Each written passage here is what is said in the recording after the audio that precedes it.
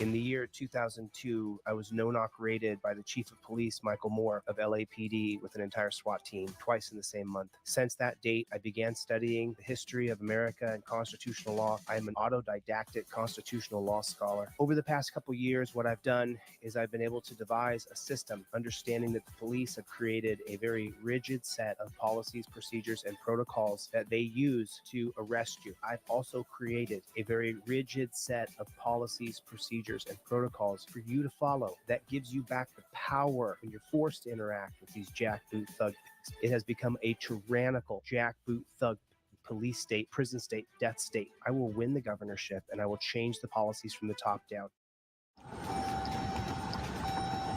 Hi, I'm Corporal Wayne with the Zaaki County Sheriff's Office. The reason I pulled you over is you don't have any tail lights on. So cops got me pulled over. First thing I'm going to do when I start recording is I'm going to put this hand right here. You see that? You see how that works? This hand is now up in the air. My camera is going to bright up the sky. So if it's nighttime, then the coppers can see that the camera is in my hand. You can see that my hand is here. The other hand goes up into the window. I'm in touchdown position right here. My hands look like they're a goalpost. This hand is actually, I took my little miniature armrest right here. I put it up right here. Bam. This is how I use my trifold. If anything happens to me, I'm all set right here. Okay, now that I got this like this, my camera's rolling. Most important thing. Second thing, my elbow goes in the windowsill right there. Do you see that? My elbow goes in the windowsill right there. There it is, right there. Now, with this hand up in the air and this hand up in the windowsill right here, I'm all set. I'm all set. The most I'm going to do is take the same hand right here, reach down and slightly roll my window down just a scooch. I'm all set up. I'm in touchdown position. This hand is rolling camera. This hand is up here so that I can reach up and grab my trifold and my proof of identification and my license. Everything is up in my visor. When that copper comes up to my window and he says, "Do you know why I pulled you over? Do you know how fast you were going? How come you didn't pull over right away?" If he says, "Hey, can I get your license, registration, and proof of insurance?" Great, because this hand is not going to have a camera in it. The one that I got my hand in now, my camera's in this hand over here. I'm in touchdown position, just like a goalpost. Now, from right here, I'm going to reach over and I'm going to, with the same hand that this phone's in, I'm going to reach over and grab my license, registration, and proof of insurance that is in my trifold right here. It's inside my trifold. Here's my license, registration, and proof of insurance right there. I got everything right there. See how that works? I'm just going to slide that bad chicken out. There's everything I have to provide by law right there. License, registration, proof of insurance. I have everything right next to my trifold.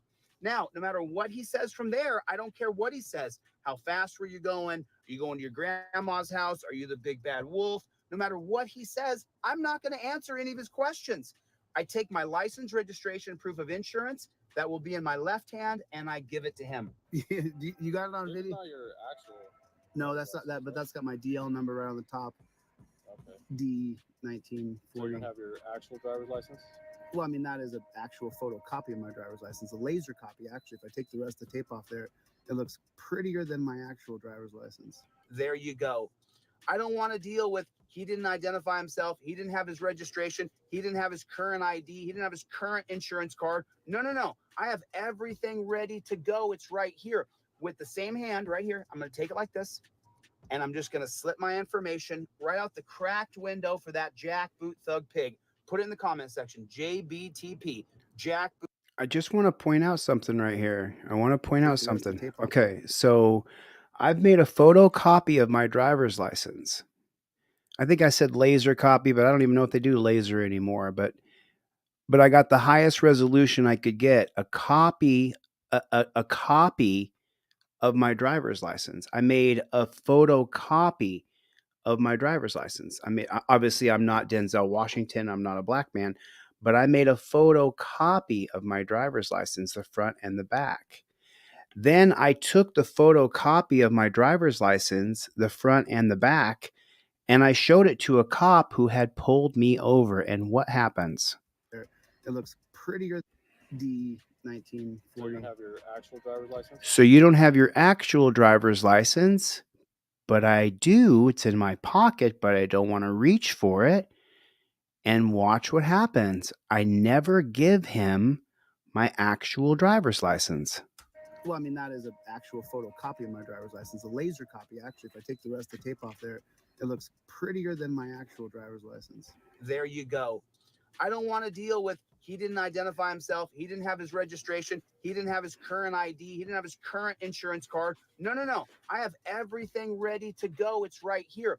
I apologize for interrupting myself here, but here's another really big one. Put a one in the chat if cops are hiding on the side of the road to pull you over with the goal of arresting you and impounding your car, taking you to the dungeon, and stealing your money. Put a one in the chat if that's true. If that's true, then let's listen to this next part. Looks prettier than my actual driver's license. There you go. Now listen to this right here. This right here, folks, this is the most important part of everything that I'm doing, other than having the literature in my hand to show the cop the rights that I have invoked. It's really to show the judge the rights that I have invoked. But now I really want you to listen to this next part for you, for your safety, for your life. You go. I don't want to deal with he didn't identify himself. He didn't have his registration. He didn't have his current ID. He didn't have his current insurance card. No, no, no. I have everything. No, no, no. I have everything that I need to provide him by law. I've got everything put together. He cannot in any way say that I'm not complying. And he can't take control of this conversation because I took the time to get my license, my registration, and my proof of insurance all put together for him. Now, this JBTP cannot harass me. Now I'm his boss. He's not the boss of me. I'm your boss, Jack. You work for me. Before you got your ego all the way up into your neck, before that happened, you used to work for me, and we used to know that you work for me. So if you have your license, registration, your proof of insurance all put together, that cop works for you again. It puts the power back in your hands if you only take the time to get yourself put together. This is the most important part of this whole video.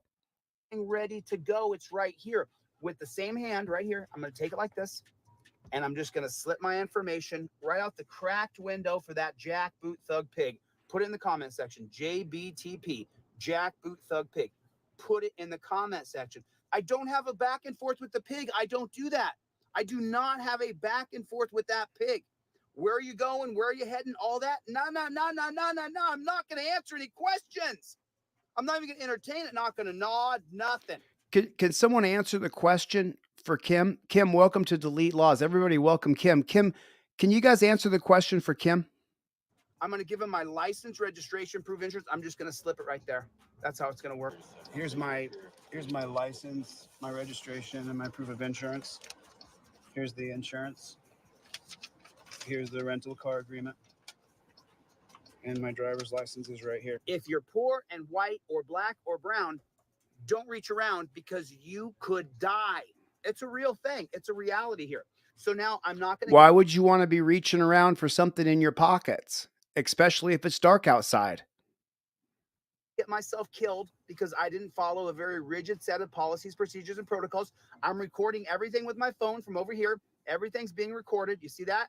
The phone is facing me, so my head is the most important thing. Now, once I've given him my license, registration, proof of insurance, I'm filming everything. He asked me where I'm going. I say I invoke my Fifth Amendment right to remain silent. Okay. If you ask me another question, you're violating my rights, and I'll file a lawsuit against you. Write your ticket, do what you're going to do, but don't harass me any further. Your Honor, I'm showing him on camera that I'm invoking my Fifth Amendment right. Okay, but you guys see me do that, and people will send me emails and say, Chili, I see your videos, but I'm black. I could never do that. I've gotten that email 1,000 times. Or Chili, I don't know if I could do what you do, but let me play this, and I'm going to tell you something. Silent. If you ask me another question, you're violating my rights, and I'll file a lawsuit against you. Write your ticket, do what you're going to do, but don't harass me any further. Your Honor. There it is. What happened before I said that to the cop? What happened? What happened before I said that to the cop? I had my license, registration, proof of insurance ready to go. He came up and said something to me. I pled the Fifth Amendment right away. There was no delay. I did it immediately. I gave him my license, registration, proof of insurance, and then I immediately said I plead the Fifth Amendment. I invoke my right to remain silent. And then he decided to ask me another question after that. And here's what he got. I say I invoke my Fifth Amendment right to remain silent. If you ask me another question, you're violating my rights, and I'll file a lawsuit against you. Write your ticket, do what you're going to do, but don't harass me any further. Because he started coming up with this, you know, is your address the same as your address? Kim, I hope you got the answer. The answer is absolutely not. See, you watch the look on his. Ask me where I'm going. I say I invoke my Fifth Amendment right to remain silent. Okay, so now he's asked me another question. After I invoke my Fifth Amendment right, this JBTP right here, he went ahead and asked me another question. After I had already went and told him, that I invoked my Fifth Amendment right. I told him that up front immediately. And you know what then he did? He then continued to question me. Now, once I have given him all of the legal documents that are required, everything I need to provide is in the slip below. I have done that. Once I did that, he decided he was going to continue to question me. Now, take a look at his face as he gets his ass handed to him. Ask me another question, you're violating my rights, and I'll file a lawsuit against you. Write your ticket, do what you're going to do, but don't harass me any further. Your Honor, I'm showing that was it right there. He was Dunsky. On camera that I'm invoking my Fifth Amendment right to remain silent. Piggy loses qualified immunity for questioning me. Say it with me. Piggy loses qualified immunity for questioning me. This is how it goes. This is the way it is. Now, if he says, where are you going? Where are you coming from? Do you have a firearm in the car? I'm then going to take my trifold and point at it, and I'm going to go down the list of questions. Don't ask me where I'm going. Don't ask me where I'm been. Don't ask me what my favorite color is. Don't ask me if I have a firearm. Don't ask me if I've been drinking. It says everything right there on your freaking trifold. You don't have to answer any questions. He says, you know, this is the other thing is that you should know how your trifold works. You should know exactly how it works. It is set up for you to film and document the encounter when you have your license, registration, and proof of insurance put together. When that cop says, oh, you invoke your Fifth Amendment right? Okay, can you step out of the car? Now, at that point, if you want to fight that and you can prove that with your camera, if you can prove that he can't say that you were armed and presently dangerous. If you were actively filming him and said, hey, look, I'm wearing tank tops and a short, you can see everything on my body. There's no way you believe I'm armed and presently dangerous. And you want to fight that, you can. You're probably going to go to jail and you're going to have to fight that through a civil rights case and see if you can overturn Pennsylvania versus Mims. But the moment the copper says, get out of the car, then you've invoked your Fifth Amendment right. You need to then flip your trifold open. This is the back of the trifold. This is the front. You need to flip that bad chicken right open, just like that, and say to the officer, absolutely, officer, I will comply. But first, I want to let you know that I'm going to be filming this interaction. I have a right to film police. You can read the paragraph if you'd like, but then at the bottom, you want to make sure he sees this part. Violating the First Amendment removes the cop's qualified immunity. Then you show him Pennsylvania versus Mims. I know I show this every day in the beginning of the videos, but I don't think I really explain how important the steps are. Where are you coming from? And I say, Your Honor, I have shown the pig at the window that I clearly have identified that I've invoked my Fifth Amendment, and he already asked me where I'm going. He's violated my Fifth Amendment right. I'm showing him on video. It's on the literature. Your Honor, this is for my federal civil rights lawsuit. If I was you, pig, I would just go write your ticket. That's what I would do if I was you, pig. Okay. Oh, Get the hell out of my face. Get the They're hell out of my everything to me. face. Go on. Go on. So I shipped off a batch yesterday. This is the next batch going out. These are the Team DLZ bracelets. I took this down to the post office to ship these out today, but because I still have my Vegas return address, they then said I couldn't ship these from California. So I'll ship them tomorrow, and I'll put my California address over those, so you guys will get those tomorrow. The trifolds are 2 for 1, and I also give you a pair of cop cards. Now, you're welcome to buy the cop cards. The cop cards are just like the trifolds. You're welcome to buy the cop cards. They're just like your driver's license. A lot of the same information, the non-driver card and the driver card. But right now, if you buy a trifold, I'm giving you an extra trifold for free, and I'm giving you the cop cards for free too. It's just an open secret. Everybody here knows it, but it is what it is. It is what it is. You got to get the products in the people's hands, or it doesn't do any good. That's what I would. If I was you, piggy, I would go and write your ticket. This is how it works. This is how you use your trifold completely. This is the way. Okay, I'm good. I'm good with it. I'm good with it. I want to move on. So, what is going on? What is going on out there in the land of the unfree America? How is everybody? Do me a favor, put in the comment section OTVO, overturn Terry versus Ohio. Put in the comment section. That's what this channel is really all about, overturning Terry versus Ohio. That's why I started this channel with Jeff Lloyd, to delete dumb laws and overturn Terry versus Ohio. The 4 parts of Terry versus Ohio: number 1, it puts officer safety over all of our rights. Number 2, it creates reasonable articulable suspicion. It didn't exist before 1968. Number 3, it allows cops to run up and grab you and say they're patting you down. Number 4, it allows cops to detain you. None of those things are in our Constitution. They're all unconstitutional. So, with that being said, that's what this channel is all about. Go to deletelaws.com, get your trifold. I'm giving an extra trifold and a pair of cop cards. You're welcome to buy an extra trifold and another pair of cop cards if you want, but I'm going to give you an extra one anyway. And I'm going to give you a pair of cop cards too. So I haven't covered this guy's channel before, but I want to cover this guy's channel, The Random Patriot. Have you guys seen his channel? So I watched a few of his videos. Remember, I was in jail for a little while there, so I wasn't really watching a lot of videos. But The Random Patriot, I'm a big fan. I really like this guy's videos. So I want to show this video. I'm not going to show the whole thing, just the most pertinent parts. But this is where a cop beats up another cop. And you're going to see the absolute attitude problem that these guys get. Random Patriot, big shout out, man. Love your channel, dude. Good stuff. Let's get into it. It's about 8 p.m. on June 13th, 2019, and Sherwood police officers Matt Harris and Jacqueline Schittle are standing outside the house of Pulaski County Sheriff's Deputy Robert Ward. The police are at Deputy Ward's house because Ward's neighbors apparently made a call about loud music. Pulaski, that's the same place that show on Netflix, Locked Up, or 23-in-1. Can't remember the name of it. Someone can remember the name of that. Hey, how's it going, man? Oh, pretty good. We got a couple of complaints of some loud noise. I don't hear Okay, so remember, this is a deputy and this is a cop. So I don't know, city, county, whatever. But one cop's coming up to another cop. But what's going on, man? I don't hear nothing either. Yeah, okay. Must be from over there.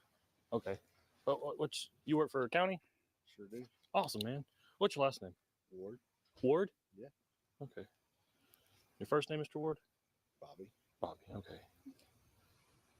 How long you been there? Who? Where? You, Pulaski County. 20 years in North Little Rock. 2 years was No, I mean at Pulaski County. How long you been 2 there? years. 2 years. Okay. I'm on Orange Cup. Definitely. Oh, nice. Okay. And I'm Cersei PD. Oh wow. Oh, Yeah. So it's 2 cops, husband, wife, copper. Cops go home making love to coppers. Okay. We've been doing police for over 23 years. You got a good phone number for you? Did she say we've been doing police for over 23 years? Oh, yeah. wow. Okay. We've been doing police for over 23 years. You got a good phone number for you? Why? I'm just doing an information report. But I got to. Why? Because that's what I've been instructed to do. By who? My supervisor. You wanted me to get him out here? Who's your supervisor? Sergeant Manic. Who? Sergeant. Is his speech slurred a little bit? Is he at home having a couple cocktails, listening to music a little loud? And so now these two cops at home are going to get offended? You want me to get him out here? Who's your supervisor? Sergeant Who's Manic. the supervisor? Who? Sergeant Manic. Manic? Yeah. Yeah. I know Manic. He was from 119, 130. So what do you think is going to happen? You guys Homeowner's new, gonna want you or here. What's going on? No, just How long you been there? been 3 years. Robert, 3 years? How long you been baby, stop. Whoa, look at this. Okay, wait a second. I watched this earlier, Random Patriot. Love the channel, man. So I watched this earlier, but look at how mad both of these cops get at each other. Look at how angry they both get. Watch this. Watch how angry and mad they get. Why Stop. are you doing this? Huh? Why Robert, are you doing this? baby, stop. Stop. Just talk What? to the sergeant. It's fine. Sergeant He's Manic? requesting a supervisor. I know, just stop. Stop. Don't give them a hard time. They're doing what they were Right. told I to know. do, sweetheart. So you got to calm down the gorilla? It's fine. It's fine. Don't act bad. Don't act up. Grrr, gorilla mad. I don't like rookies coming to question me. Baby, you Oh, I don't like young guys coming in here and telling me what's going on at my house. don't know if they're rookies. How many years y'all got, honey? I've been with Sherwood for 4 years, and then I was Okay, at UA. so for they're 4 not years? rookies. Yeah, 22 years. How many Baby, you got? baby, you gonna go in the house if you can't act right. The kids want to come say hi. We gonna say hi to them when you. We will when we get done. Baby, baby, I'm not trying to be an ass.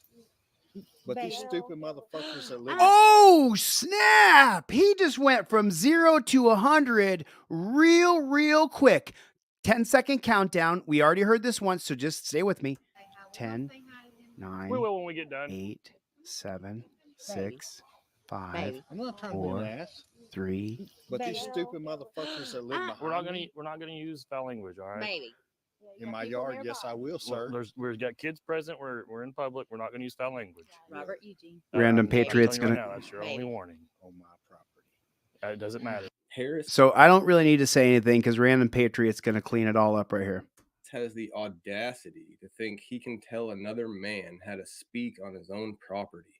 There is absolutely no law against using foul language, especially on your own property. Get Baby. your sergeant out here right now. Baby. Baby. Don't you Just- threaten me. I'm not threatening you. I'm telling you, we're not using foul language out here. Robert, stop. I'm asking you. Is there Did you hear how he said really? Listen to how provocatively he says the word really. Foul language out here. Robert, stop. I'm asking you. It's our anniversary. Please stop. Please stop. Stop. How long you guys been married? 10 years, but we've been together forever. Oh, nice. 16, Yeah, going on 17. that's awesome. They both left their previous abused spouses. Baby, it's okay. It's all right. Calm down. Babe. Baby. Hey. Stop. You're not going to tell me what I'm going to do in my yard. I'm saying that there's children present. We're not going to use foul language out in public. If you think you push that, then go ahead. Okay. Robert Eugene, stop. I know you're upset and aggravated, but they're only doing what they were told to do because the idiots that live behind us are jerks. They can flood our yards and I'm destroy not our going to let a backyards. rookie Robert, tell me. baby, stop. Stop, please just I stop. want to tell your sergeant go code 3. Code 3 is police gang code for emergency. Step it up with lights and sirens. Okay. Robert, Why is that? don't agitate it, please. no, man. Don't agitate it, please. Baby. You just sit over there till there's But the cop, Miller, the guy, Harris, I'm sorry, Officer Harris, he's getting mad too. It's not just this baboon who's on camera acting like a total, like he's acting like a monkey, like a total primate. No basic logic of how to act appropriately. He wants to fist fight. And Harris, on the other side of the camera, You could hear him right there. He's getting worked up too. Listen to him breathing. He's getting all worked up over what? What is either one of them mad about? Baby. You just sit over there till their sergeant gets here. Boy, It's right fine. here, look at it. I can handle this. I'm grown. Now she's trying to alpha him, and he ain't gonna bow down to her. Yeah. As ours would be as well. Right. So it's not an issue. Right. I understand. Was he rude or nasty? No. Okay, then let's not be rude or nasty. Don't threaten me with a charge either. Don't, baby. It's not worth it. It's not worth it. I'm not doing it. I'm waiting on this soldier. I know what you're doing. Would you stop? Look at, oh God. I'm sorry. Let me interrupt. Jiminy crickets. Who else is annoyed? Who else is annoyed right now? Why do you want to fight the other man? For what reason? Why do you want to fist fight the other guy? How come? Why? Why? I record police and interact with them all the time. And as much as I don't like that profession, I don't like most cops, I don't like anything about policing. I don't want to fight them. When I see the bullshit they do, I would like to wring their neck, figuratively speaking. But like, I don't want to fist fight them. I just don't understand. I'm annoyed with the ego with these two cops, and they won't stop with the ego, either one of them. He doesn't want to look at you because you're being mean. We'll deal with the sergeant when the sergeant gets here. The only ones in our neighborhood that has a problem with anything are the people that destroyed our backyards. What's their name? I have no idea. Y'all know what their names is? Sarah, what are their names? Fuckhead. All right, man. Come on. Robert, stop. I already gave you the warning. Sarah, what's those Let's go to neighbors' jail. name behind us? Okay, so stop. Full stop. You're going to arrest a man on his own property for language. It says both in your trifold and on your Fifth Amendment cop car driver and non-driver card that you have a right to use any language you want, whether there are kids around or not. Cohen versus California, 1971. You're allowed to tell the cop to go F himself and interrupt him when he's speaking.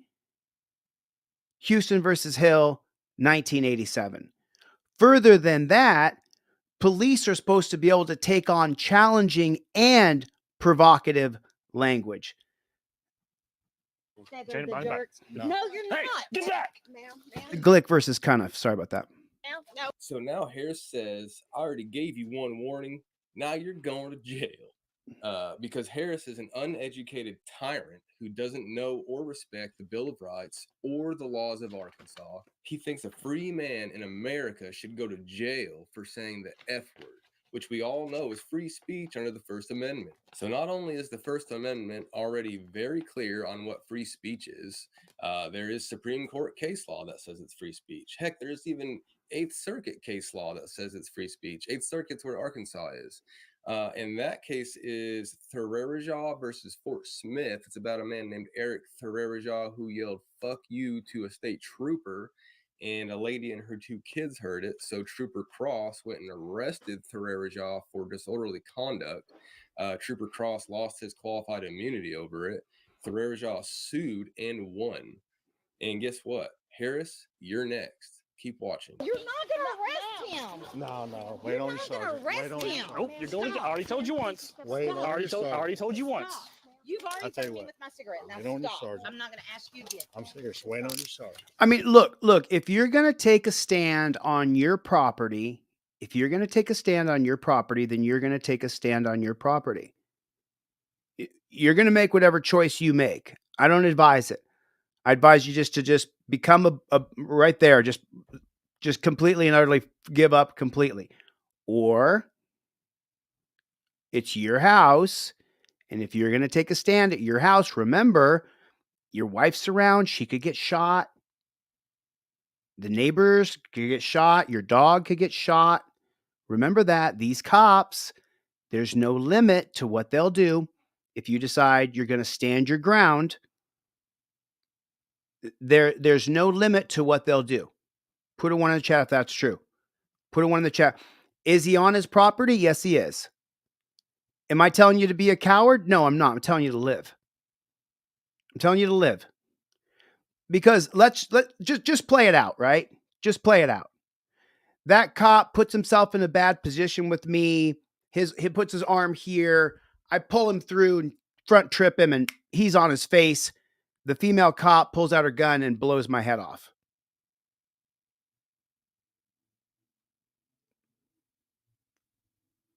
This is why I advise people not to fight the police. Because you guys saw Brendan Bork grab me and attack me and put his hands up on top of a guy who likes to throw people. He put his hands on top of my shoulders, both of his hands up on top of my shoulders, both of his hands like this. If anybody in here knows how to fight, okay. And I gently kind of leaned back to his car so I could put my phone on the car. Kind of just squatted my body down. You don't want to die.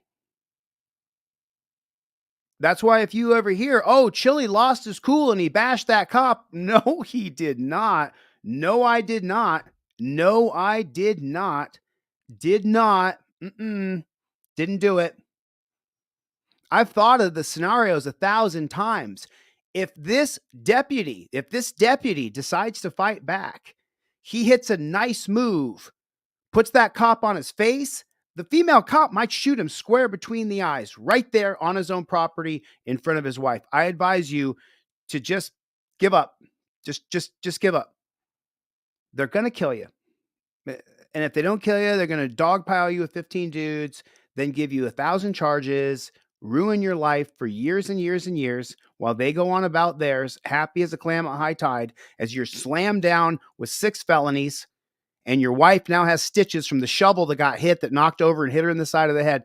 Just don't go to violence. Robert, don't. And this guy's going to resist. That's why he says, keep watching. He's going to resist, and let's see what happens. Keep watching. You're not going to arrest him. No. Wait on your sergeant. Wait on your him. sergeant. Nope, you're going to. I already told you once. Wait on your sergeant. I already told you once. You've already I'll tell you told me what. with my cigarette. Now Wait on your stop. sergeant. I'm not going to ask you again. I'm serious. Wait on your sergeant. Robert, don't. I'm not What are you resisting. gonna do? Stop the sergeant. Get on the ground. Stop. Really? Leave him alone. Hey, Stop. is that your sergeant? No. Then you need to Yeah. get your sergeant here right now. Okay, He's on his not way. resisting you. You have no right to arrest him. We know the law. He's arrested. No, he's not. Put your hands behind your back. Let him go. Ma'am. He's Sure. not Put under your arrest hands- because he hasn't done anything wrong. Just Okay. because he All right, doesn't I like see that. him Okay. and has a Okay. problem with him does not mean my husband broke the law. Okay. Sit on the curb now. What? Ma'am, he's giving you an order. No, he's not. Let's step back. I am calling. Let's step back. You're going to touch me No. again. No, you don't touch You need me. to step back. Get your hands off of me. You You have no tried to legal interfere. right. My husband is bleeding because of y'all breaking the law. Unjustly arresting my husband. No, I'm calling an ambulance. All right, do not interfere. See, there was a cut right here. There's a cut in the film. We're at 8 minutes and 16 seconds, and listen carefully. My husband is bleeding because of y'all. Step back. You're going to touch me No. again. No, you don't touch You need me. to step back. Get your hands off of me. You You have no tried to legal interfere. right. My husband is bleeding because of y'all breaking the law. Unjustly arresting Right there. That's a cut right there. My husband is bleeding because of y'all breaking the law. unjustly arresting You my could even hear it. husband. No, I'm calling an ambulance. All right, do not interfere. I My understand. husband is bleeding because of I've got y'all. an ambulance on the way, ma'am.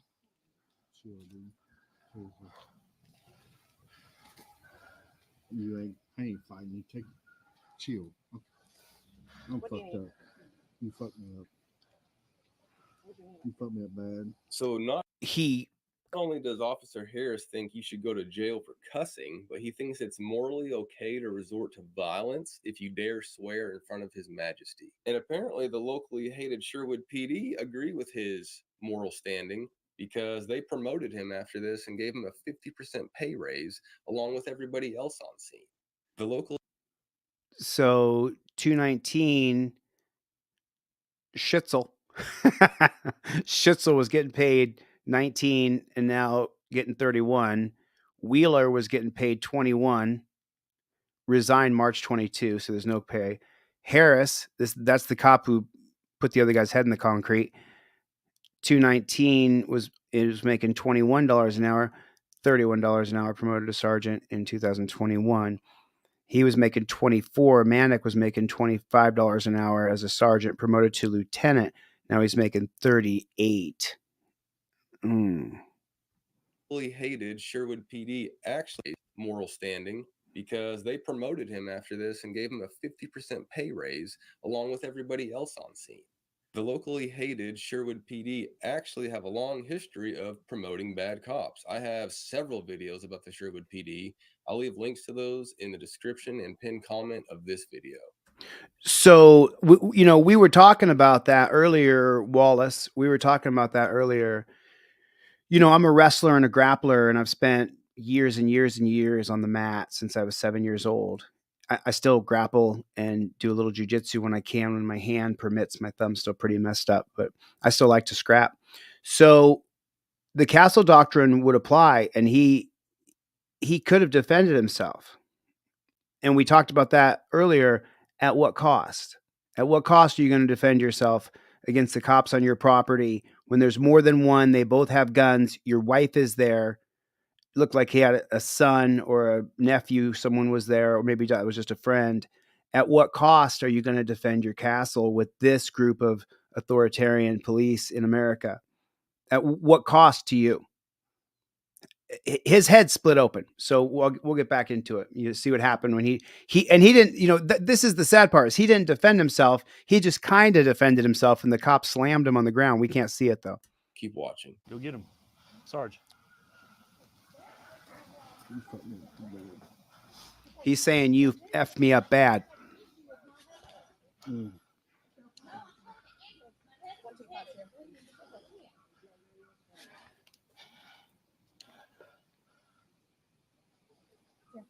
They walked up here. And she put her hands on me for no reason. When I tried to get my phone to call an ambulance for my husband. No, you need to stop. Don't put your hands on me again, lady. Stop it. You will get off of my property. I know. And you're not going to put your hands on me because you know the rules. I was trying to call an ambulance for my husband, and you had no right to put your hands on me. Get your hands off of me and my husband. They have no legal right putting him in handcuffs. We've got witnesses. Get my husband an ambulance. This is our Skip can come back tomorrow. house and our property. Let's see your flashlight. No, I'm not. I'm also an officer. My husband's an officer. And because he's intimidated by my husband. So this, I also found this extraordinarily morbid. And let me give you my thoughts on this because I watched this earlier. So the man is helpless. He's knocked pretty much unconscious. He's bleeding, and Random Patriot will describe his injuries. But now they know that he's a deputy in the same area. He's been a cop for 22, 23 years, 3 years there, 20 years previously, right? So why are you putting him in torture cuffs? Because it's their policy. It's their policy, procedure, and protocol. This is what we talk about on this channel all the time, that the policy, procedure, and protocol that the cops are treating us with, now that everybody has a camera phone and we can see it on camera, we all find a Terry stop to be abhorrent, to be a tragedy, to be a danger, to be wrong. It's wrong. Put a 1 in the chat if a Terry stop is wrong. As much as I don't like police, it's wrong to put him in torture cuffs when they know he's a cop. If he's a psycho going to go get his firearm and start shooting people, then why is he a cop? Do we agree? think about the logic here. It's their policy to put you in cuffs in case you are a danger to yourself or to others. Let's say that we understand that policy. We understand. I understand that, officer. Okay. This right here, what they're doing to him is they believe by putting him in cuffs that he is potentially a danger to himself or others. So if he's potentially a danger to himself or others, then why is he a cop? I don't care if he's been drinking or not. If he's a danger to himself and others, then why is he a cop? And if he's a cop, why do you got to put him in cuffs? Do you see the broken logic that I'm trying to share with you here? He provoked my husband. Their broken logic, not mine. Their logic is broken. Steve, what's going on, brother? Yes, I'm in Searcy. My husband's Pulaski County. I was Little Rock 7.5. North Little Rock 14.5. My husband's been officer 23 years. No, I know I'm mad because they put their hands on my husband for no reason. Robert Ward is now laying on the ground and bleeding profusely from being slammed to the concrete by Officer Harris. There's a large pool of blood that's just getting bigger and bigger under Robert Ward's head, and he is showing clear signs of a concussion. He's slurring. He lost his vision. His words are not making sense. Harris feels no remorse. Pass it out, man. Give All right. them No, it is. 119, we got an ETA on MIMS. I'm trying to get my phone to call an ambulance for my husband because But you notice they didn't force his arms behind his back, though, did they? she refused to. Pass it. After I grabbed my phone, and she's trying to 119, 10-9. knowing that's against the law. They have broken the law, being on our property, putting their hands on my husband for no reason. And I'm an officer, and he's an officer, and we know the law, and we're not going to disrespect the law. And I'm not going to put up with this. We love. She, you know, it's funny. I know she's a dirty copper, but just for a minute, just listen to what the female deputy is saying. The female cop is saying about her husband, who's also a cop, bleeding, and see if that sounds like you. 119, 10-9. Knowing that's against the law. They have broken the law, being on our property, putting their hands on my husband for no reason. And I'm an officer, and he's an officer, and we know the law, and we're not going to disrespect the law. And I'm not going to put up with this. We love Charlotte. Look, we've never had a problem. In the 10 years we have lived here, never had a problem. And then they show up being John Wayne and going to threaten my husband. He threatened to arrest my husband before anything ever went on. And that's why my husband got worked up. How are you going to threaten to arrest somebody when you're not doing anything wrong? Exactly. I can't see. Here, hold on, sir. Just stay. Does that not sound like every single American in this country? And she even says 10 years. And we're not going to disrespect the law. I'm a cop, he's a cop, and I'm not going to put up with this. We love Charlotte. We love the police. We never would think this would happen to us. Look, we've never had a problem. In the 10 years we have lived here, never had a problem. In the 10 years we've been here, we've never had a problem with police.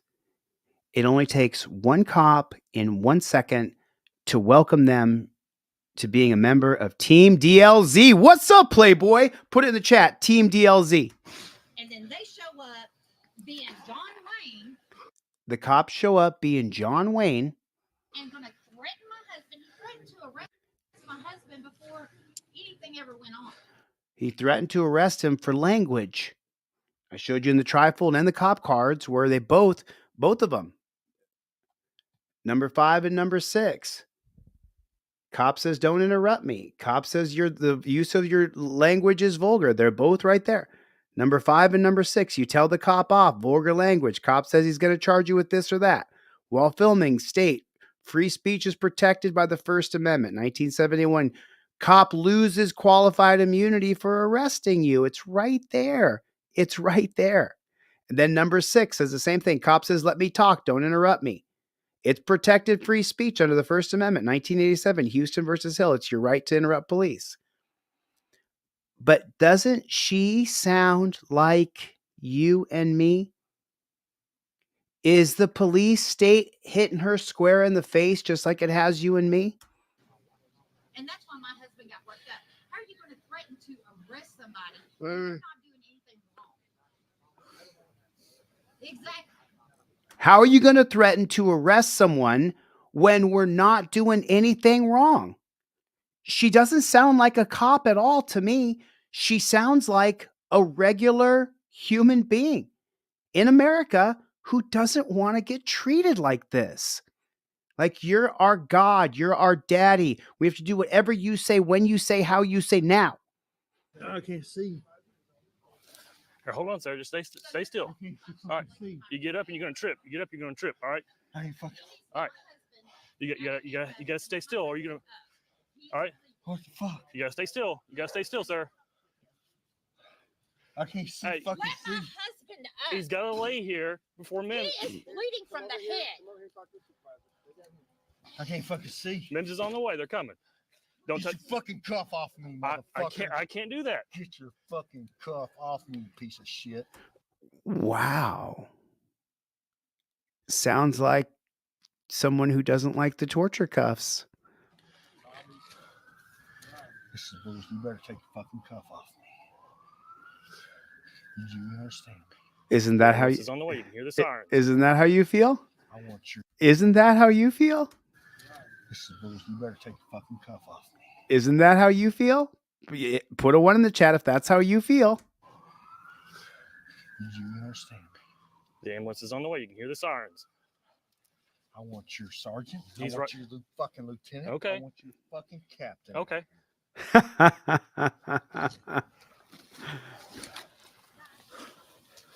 How many times has this cop with his attitude done this to somebody else at their house?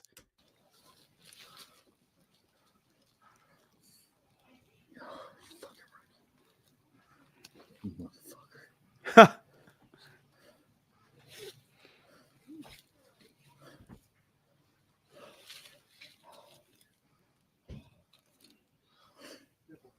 Get your cuff off of me. I'm not going to resist. Get your cuff off of me. Do you understand me? Get your cuff off of me. I'm not going to fight. I'm not going to resist. Get your cuff off of me. I agree. I totally agree.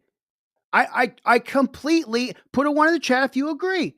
I'm not going to fight. I'm not going to resist. I realize there's a bunch of cops around me. If I F around, they're going to shoot me. I know that. I know that. I'm not going to do anything other than whatever you tell me to do. So take the cuff off of me. So take the cuff off of me. I'm on camera, right? I don't plan on doing something on camera that my mom is going to see later. I don't plan on that. I'm 50 in 1 week. I don't plan on dying before my 50th birthday. I don't plan on that at all. No plans on killing you and killing your partner or trying to hit you. I have no plans on doing that. Take the cuff off of me. I want to make my 50th birthday. I want to see my friends and family. So if you're going to do this to me, I will take off. I will do what you tell me. Take the cuff off me. Do we agree on that? Why can't that be? How come that can't be? It could be. Yes, it could be. Really? Yeah, it could be. It could be done now. Yeah, it could be done right now. It could be right now. Do you understand me? Take your cuff. He's still being pretty combative. No, I'm not. He's being combative after you slammed him on the ground. He's done. I'm asking you to take your cuff off of me. If I was combative, you would know, sir.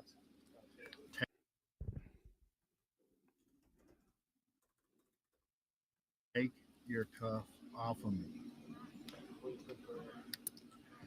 What is this? Gauze. From who? From me. Jeez. Who? Just trying to keep you from bleeding, buddy. Hey, man. I'm all right. I'm good, brother. Take your cuff. I'm not gonna fight you. Okay? I don't care to fight you. Take your cuff off of me and quit being a little bitch.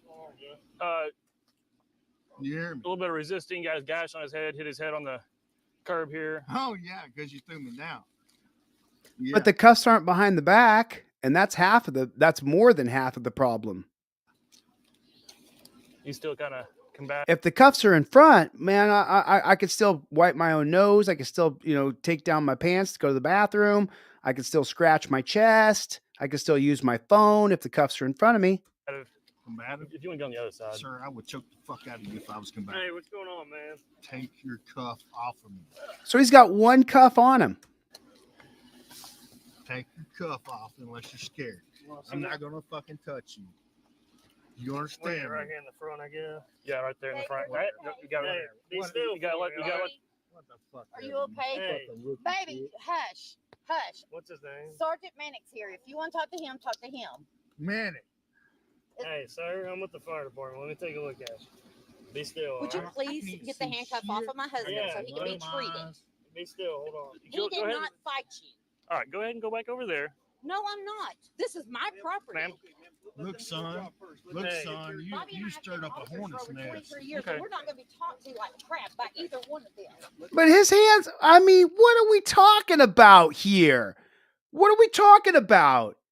If that was you and me, can you define how we would be right now? He's not getting special treatment. Would you be laying there with the paramedics with one cuff on, laying on your side, talking shit? Is that what would happen? What would happen to you? What would happen to you? What position would you be in? You'd have both cuffs behind the wrist. You'd be bleeding out the head. Your wife wouldn't be able to stand anywhere near you. She'd be ran off in a heartbeat. You would never be oh my God, that's so preposterous. So preposterous. Look. Be still. Hold on. Go ahead. Look. There'd be 4 cops on top of you. Not fight you. All right, go ahead and go back over there. No, I'm not. This is my property. Ma'am. Look, son. Look, Hey. son. You stirred up a hornet's nest. 23 years, Okay. and we're not going to be talked to Now, like crap by either one of them. Is that the let them do their jobs of being a Nazi. one? Where is Yeah. Sergeant Manning? He's right here, baby. He's right here. Manning. I'm here, sir. Let the men's guys take a look at you, okay? That is a lot of blood. My head is busted, Baby, I know. Be still. Yeah, I know Just they're be right behind still. and I want this cuff off of me. Okay? Be still. All right. Sergeant Manning. Talk to this guy and give him some info. Okay? Sergeant Manning. Get this cuff off of me. Yes, sir. I hear you. Dub, you got another one? Just let the men's guys take a look at you, okay? I hear you. I hear you don't want that torture cuff on your wrist torturing you, but hold on a minute. Fine, get this cuff off of me. I'm not a fucking criminal. 6274. Oh man, he's got a story for the water cooler, doesn't he? Doesn't he? Manning. Sir, Get this hey, cuff off of me. okay, let these guys take care of you first, okay? Does that hurt? Sir, you get this cuff off of me. I'm not a fucking criminal. Isn't that how you feel? Isn't that how I feel? Get this cuff off of me. I am not a criminal. Blood pressure medication. Does that hurt right there, sir? Yeah, it hurts. What's his name? I got it written down. Sergeant Manning. Bobby Ward. Last name Ward. Yes, Hey, sir. Mr. Ward. Hey, listen here. You hear me? I hear you, bro. All right, all right. Yeah, I know. Be still. Calm down. All right. I'm with the fire department. Putting their hands on my husband for Yeah, no I reason. understand that, but we're worried about your head bleeding. All Hey, right. man, I'm fine. I want this stuff off of me. Does that hurt whenever I'm pushing on it? Yes, sir. My whole head fucking hurts. Of course it hurts. You got slammed on his head on the hard ground. Of course it hurts. He kind of sort of defended his own house. I mean, I didn't see. I don't think Harris is such a badass. He just picked him up and, well, I mean, not true. If one guy knows how to wrestle and the other guy doesn't, he can slam him in 2 seconds flat. No, we're fine. We're fine. Did he lose consciousness or anything? Sergeant He's Manning. been talking this I whole did time. for a sec. Yes, I did. He did lose consciousness. Not that you would have noticed. You Sergeant were- Manning. You know me from North Little Rock. Get this cuff off of me. Please get the handcuff off of him so he can be treated. I am fine. Please. Now, look at this. Look at the fight it is for them to get the handcuffs off of him. Please get the handcuff off of him so he can be treated. I am fine. I will not fight this rookie motherfucker. Okay, so let's get this straight. Let's get straight. So cops don't like to be put in torture cuffs. Is that right? I mean, just a question for all the coppers out there. Just a quick question for all you coppers. For my editors, we're an hour in. I have a real quick question for all the cops out there. If you don't mind the cuffs so much, they're no big deal, then how come you don't like being put in the torture cuffs? Why don't the cops like being put in the torture cuffs? And he said it. I'm not a criminal. I don't need to be in cuffs. Okay, I agree. Do you agree? You're not a criminal. You don't need to go in cuffs. I agree to be digitally detained. I agree to say on camera that I agree to be detained, and I'll follow the instructions that I'm given. I'll agree to digital detainment right now. Put your camera on me and ask the judge, tell the judge that I'm going to agree to digital detainment. And you can pat me down all you need to make sure I don't have a gun stuffed up my backside. I agree to be digitally detained. Get a picture of my face. You got me on video. Cool. You, the judge, my mama, God, everyone's going to see it. So now I agree to stay right here. Whatever you tell me to do is what I'm going to do because I'm agreeing and I'm doing this in front of the judge because the judge is going to see the video, right? Yep. And we know the judges can just throw you right in jail, don't we? Does everybody know that? Put a one in the chat here if you know the judge can just throw you right in jail from the courtroom. Doesn't have to give you 48 hours to get your affairs in order, nothing. The judge can just throw you right in jail. Did you guys all know that? Baby, just 1 minute, please. Take the cuff off. Get the cuff off. Get the cuff off. This could have all been avoided. if you Torture had cuffs. my husband hurt. Put it in the comment section. Torture cuffs are always torture. Torture cuffs are always torture. Agitation. Right underneath this. Are you all right? Okay. Mr. You Ward. have to understand, I'm upset think it's just- that my husband's gushing for Mr. blood Ward. with blood Hey, for hey, no Mr. reason. Ward. All right. I think it's best. Hello. I'm fine. I'm good. Good? Just relax. Okay. He's gonna have to go to the hospital and get checked out anyways. Can you take that off neck him hurt? for now so he can get treated? Because he's not going anywhere right now. Your He's neck got to go to hurt? the hospital. I'm just weak. Get this cuff off of Let him do his thing and he'll be more quiet. Baby, just sit still for a minute. Let them treat you. How about that? Let him do his thing. I mean, there's a good little pool of blood right there. Yeah, a lot of blood. He was gushing. Bobby. Bobby. Baby, wake up. Bob, Baby. Mr. Ward. Baby. Baby. I'm fine. Baby. I'm fine. You're probably not going to take him. I'm fine. Well, Tried to send your cop cards out today, Stephen. The post office won't let me have the wrong state on the return address, so they'll go tomorrow. What's going on? will they take him at St. Vincent's over here in Sherwood? Possibly, I'll have to look. Huh? What the fuck? Baby, be still. Be still. Okay, man, just back up for us, okay? I know you're concerned, but we Hang on. Okay? Stand up. Hang on. No. Baby, be still. Where's my wife? I'm right Right here, here. baby. I'm right here. Hang on. We gotta get you to the hospital. No. Yes, sir, we do. Baby, you don't Going have a up. choice. He slammed your head into a brick. Yes, sir, we do. Baby, you don't Going have a up. choice. He slammed your head into a brick. Oh, man.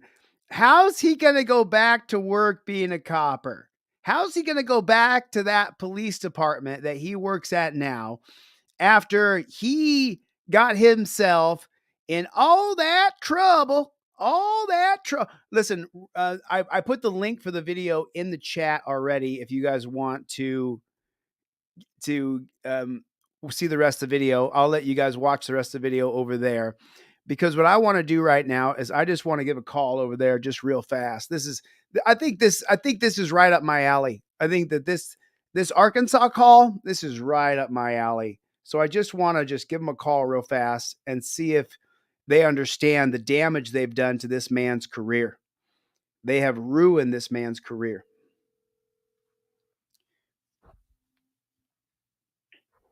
Sherwood Police. Is this Sherwin Police? It is. How you doing, honey? My name's Chili. I'm a journalist. All my calls are recorded. I'm just giving a call over there to find something out for me. Would you help me out with something about the cop-on-cop violence we seen on YouTube?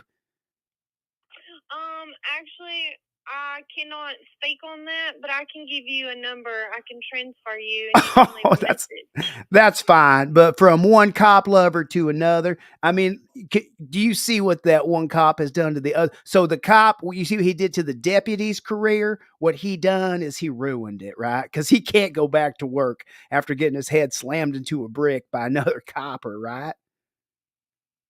I'm unaware. I have no idea what. But you did seen it, right? No, sir. You didn't see the video? Come on now. That's a tiny little town over there. I know about it. And you didn't see the video? No, sir, I did not. Son of a gun. Let me tell you what happens. One cop walks up to the deputy, and the deputy's at his house. He sounds like he's been drinking a little bit, and he got a little bit what to say. And that city cop, I don't know if he's is Sherwood City cop, or is that, what is that, borough cop, district, municipality? Ma'am? Hello? Ma'am?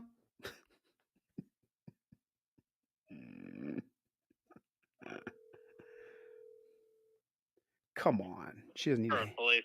How you doing, sir? I was just giving a call about that video we seen going viral on the internet where that cop, he slammed that deputy on the ground. What's your name, sir?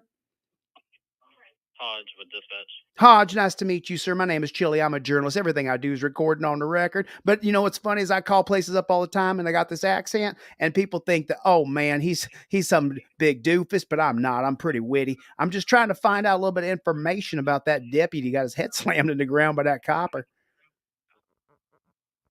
For more information, I guess you'd have to speak with the supervisor. Right, but did you see it? The video? Yeah. No, I didn't watch it. Oh, come on now, son of a gun. What's the population of that town anyhow? I couldn't tell you that either. You had no idea the population where you live? No. And Son I of. also don't live here. I just work here. Oh, you just work here? You don't live there? You just work there? Correct. Oh, okay. Where do you live at? Oh, no, it don't matter none. I'm just saying. Anyway, there's a video of a deputy who gets his head slammed in the ground by. Are you guys called the city coppers? Or are you called the borough coppers? What kind of cops are y'all? All right, we're at the city, but we got some high priority kicking out right now. Do you need police or fire at the moment? No, I don't. But she said she was going to give me a number. I call tomorrow, get a little more information. Could you give me that number? Okay, hold on. Thank you. I appreciate it. Chevy!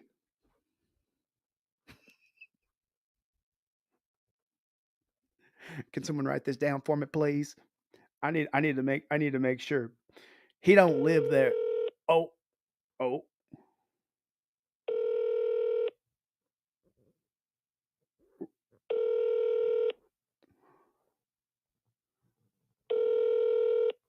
That mailbox. Ah! Thank you for calling the City of Sherwood Police Department. If this is an emergency, please hang up and dial 911. If you know your party's extension, you may dial it at this time. The following menu is for all non-emergency contacts. For police dispatch or to receive a call back from an officer, dial 1. For the tip line, dial 2. For the Criminal Investigations Division or to speak to a detective, dial 3.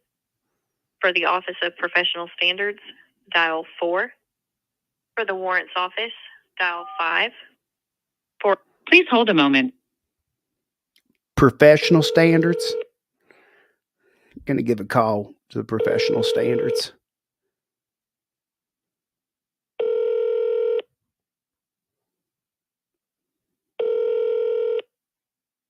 Thank you for calling the Office of Professional Standards. Office hours are Monday through Friday, 7:30 a.m. to 4:30 p.m. If you know your party's extension, you may dial it now. If not, the following options are available. For Professional Standards clerk, Jiminy Crickets. dial 1354. For Officer William Orr. Jiminy Crickets. Please hold a moment. Drophead. Kevin Brzezinski. What's going on, Blue? Right. Right. Unprofessional standards, right? Extension 1354 does not answer. Start recording at the tone. When you are done, press the pound key or hang up. Oh, how you doing? My name is Chili. I'm a journalist right here on the YouTubes right now, giving you a call. And we was seeing that video where one deputy got beat up by that city copper, and I think this is professional standards. I just wanted to give a call and tell you that your standards are really too low. If one man can grab another man and then slam his head into the concrete, and one man is not trying to fight that other man, well, then I don't really understand your standards, because where I'm from, and I go way, way, way, way, way back, where I come from, you ain't allowed to grab another man and slam his head into the ground unless he done something bad, like smack your mama or something like that. And I didn't see him do nothing like that. He was on his own property. And then what happened was he got beat up by that copper. It's on video. Thousands and thousands and thousands of people saying it. For the love of God, if you could do something about your professional standards, that'd be amazing. I'd appreciate that. I'm done. I'm done. I'm all done. Put a fork in me, because I'm completely done. There's nothing left here. Nothing left to see here. Nothing left to see here. It's just, oh yeah, I saw this earlier. What's going on? Good OTVO. Put it in the comment section. OTVO. Overturn Terry versus Ohio. Where you been, Chevy? What's up, Playboy? Where you been, Chevy? Where has Chevy been? Chevy was gone all day yesterday. Didn't know where Chevy was. Ooh. Ooh.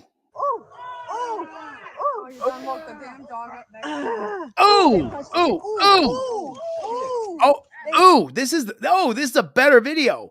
Ooh, damn. Damn, this video's listen, we seen this. We seen this. We seen it. As soon as I go to that silly Southern drawl, I kind of can fall into it. We saw this yesterday. So what I'm going to do is we're going to watch this at slow motion, all right? And then the sound effects are pretty brutal. So I'm going to kill the sound. Well, we'll leave the sound on, and then I'll know where to blank it out where I can't show it, because YouTube will then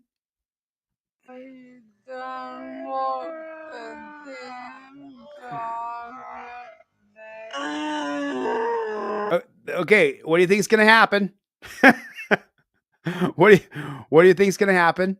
Let me see if I can get another frame in. Going to come across, and he's going to whack that guy right in the face. Now he's going to take that fist right there, and he's going to grate it right across the guy's. Oh, missed. So there, he missed right there. He missed that shot right there, and he ends up punching the ground. You see that? He's punching the ground. But they're not done. They're not done. They're not done. The beating is just beginning. So now you put an elbow into the guy's face. I'm not sure if you know, but that hurts when someone grinds their elbow. You can see the you see that? You see the elbow in the face. He's gonna see that? He's pushing his elbow into the man. Watch the grind with the elbow. There it is. You see that? Push down with the elbow and grind. Yeah, that's not. Ooh, that hurts as you drive through.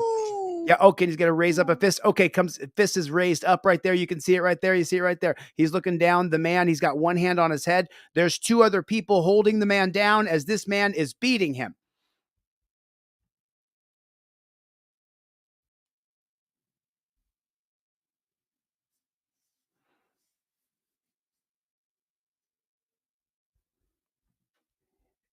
Do you think there's an office of professional standards we could call for this one right here? Two guys are holding him. Other cop dropping elbows, punches, raining down on him. Yeah, I mean, I think Small Miracle Garages said it best. He's getting jumped. He's getting jumped. Mama Lion, Chad Crumb, Javro, Jim. He's getting jumped. There's no other way to say it. He's getting jumped. Or I mean, put a 1 in the chat if that's a fact. If this man is getting jumped by 3 other people. He's getting jumped, right? I mean, is there another way to see it? I'm just wondering if there's another way to see it. Punch comes down, whack-ola. Back to the elbow. Back to the elbow here. Oh, there it is. Push. There it is. Now this this big dude over here is not really engaged much, but this guy's engaged. He's got his knees in him. Okay, now there's screaming. There's someone screaming. See, the elbow's still going into the guy's face. Okay, still got the elbow in the neck. This guy's in it. Now this guy's down on. He's okay. What do we got? Okay, so now there's 1, 2, 3 men on him. Fourth guy holding his legs down. This guy's bringing in a knee over here. The guy here closest to us, he's bringing up a knee. Okay, I count 4 guys on him.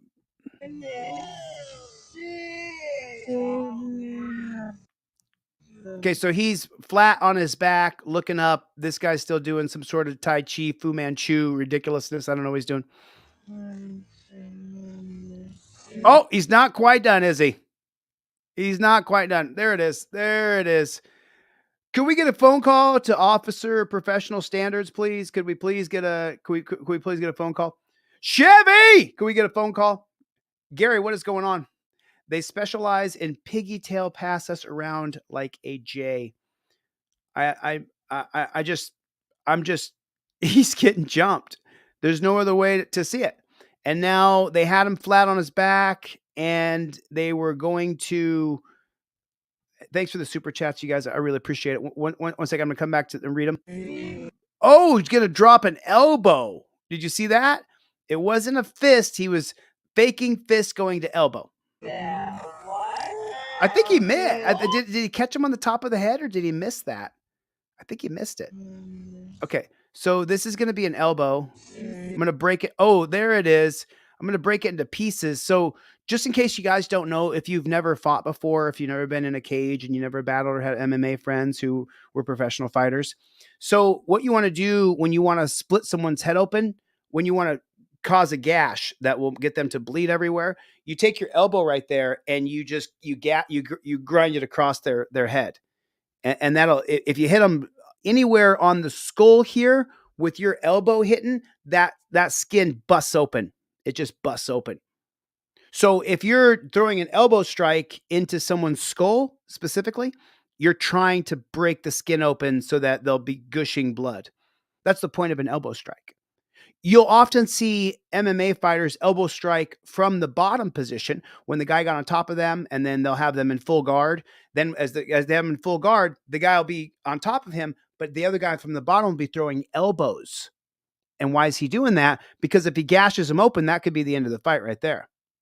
So you have the right now to ask the question, for what reason is this cop throwing elbows? Why are you trying to gash his head open when you got him? You got 4 guys on him and a 5th guy standing over the top. It looks like he missed.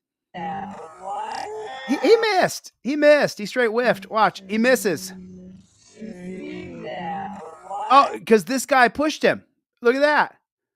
So look, these guys surge back here and they saved this guy's head because he would have gouged his head open right there. Watch. See the guys behind him? They're going to surge forward. Right there, when he goes to lift his fist, this bottom guy's going to surge forward. See it? And he misses. I mean, why not break his arm, bro? You got his arm extended. You could put it right over that leg and just bust his arm. I mean, screw it. Screw people. Break their bones. Break their head open. Crack them open. So the guy behind him's getting pretty aggressive. We can't see it. It's crazy because it looks like there's a tripod back there with a camera on it, doesn't it? Oh, so now this guy's going, look at this. What a beta male. Okay. He's got some strange wrist.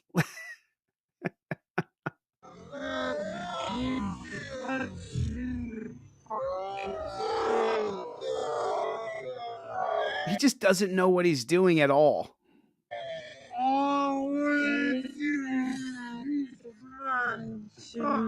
He's definitely trying to hurt the guy. He just doesn't know what he's doing.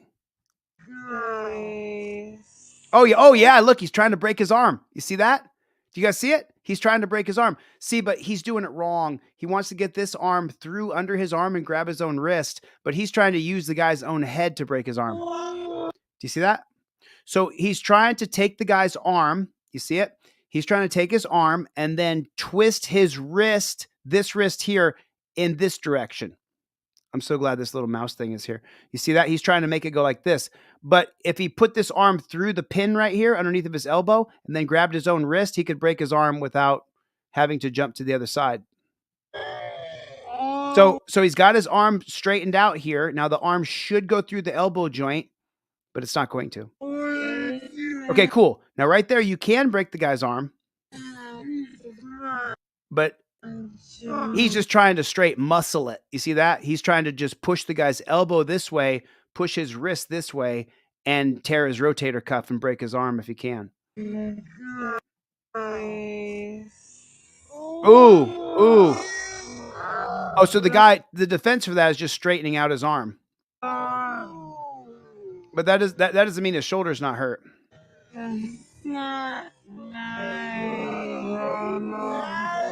So why is he pushing with all of his might, pushing his shoulder across, trying to get him to roll over on his belly as this guy's holding him down and this guy's holding his legs down? Makes a lot of sense here, Keystone Cops.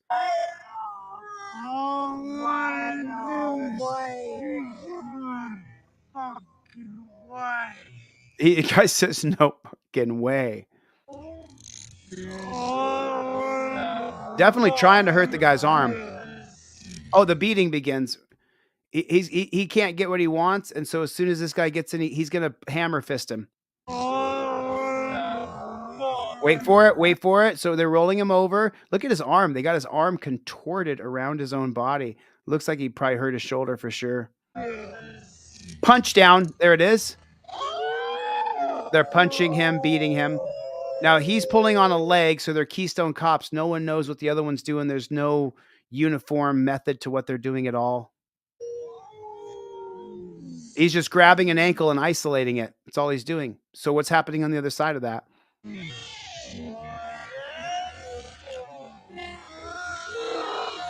Bad filming. Okay, so they're getting the guy over on his belly, trying to here.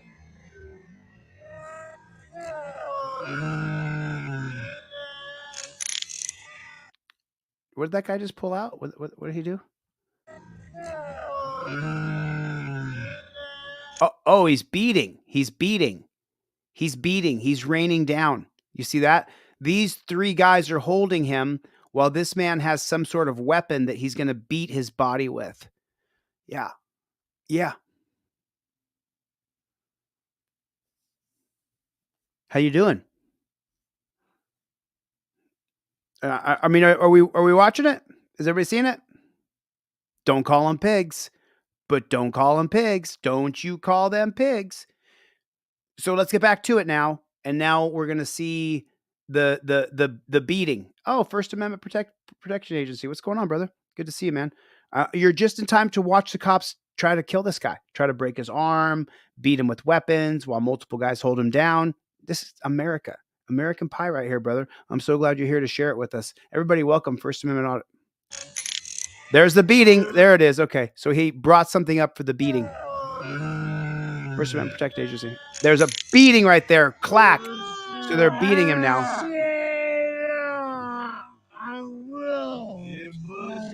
Okay. Oh, got to kind of... yeah, that makes a lot of sense. His shoulder doesn't... His arm doesn't go that way, but okay. Oh, yeah. Drive his face into the ground. Front row seat, folks. Front row seat. Turn your head sideways. You can see it.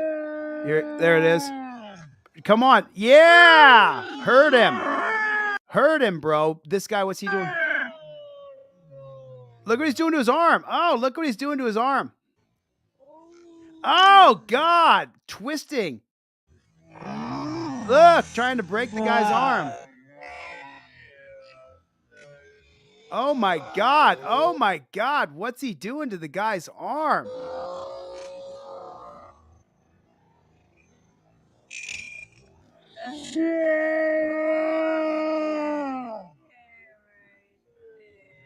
Oh shit. A camera. I got to hear what is said here, so I got to turn it on regular sound here real quick. And I got to just go regular speed. I just got to hear what this guy says to get these pigs to stop beating on this guy.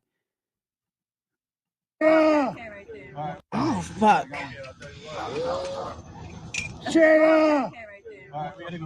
Does he say camera?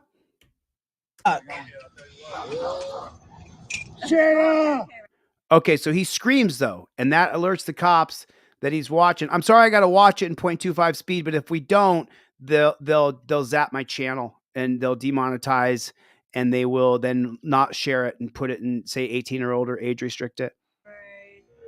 So we'll have to watch the torture in slow motion. Is that okay with everybody? Put a 1 in the chat if that's okay. Do you guys mind watching the torture with me in slow motion? So for the good cops watching, this is why people call you guys pigs. This is why right here. For the good cops, for all you good cops who would never twist a man's arm like that, try to break his shoulder. For all the good cops, this is why people call you pigs. This is here it is. That way you understand. Now we could be friends again.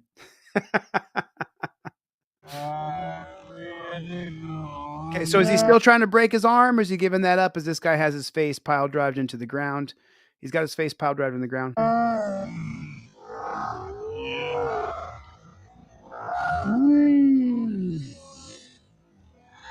Got to be a knee drop or something more here, but they got him face down. He's got his elbow in his face. He's doing a lot of good. He signed up to help people. Give us your hand. Give us your hand. Now these two cops right here, they're now aware that there's a camera right behind them. Oh, is he gonna punch? Nope, he's not gonna punch. What's going on with it? Oh, so he's trying to break his wrist or his arm right here. You see this? So watch him. If you watch close, this guy's gonna hucker down and he's gonna grab his wrist or arm. And when he starts to twist his arches back is when the guy starts to scream. So he's gonna reach down in, gets a leg up, grabs the arm. He's grabbing his arm. There it is. Pulls it straight. And there the screaming begins. He's twisting the arm, twisting the wrist.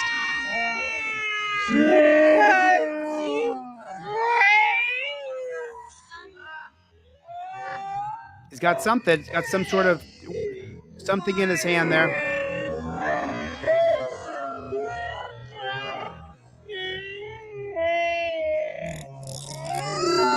Why do they suck so bad at filming?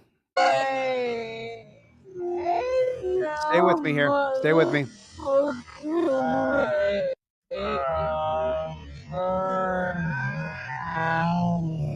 Oh, not done. Push his face back down.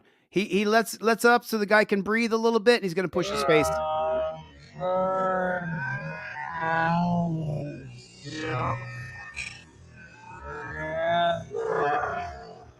Yes, I give you multiple options.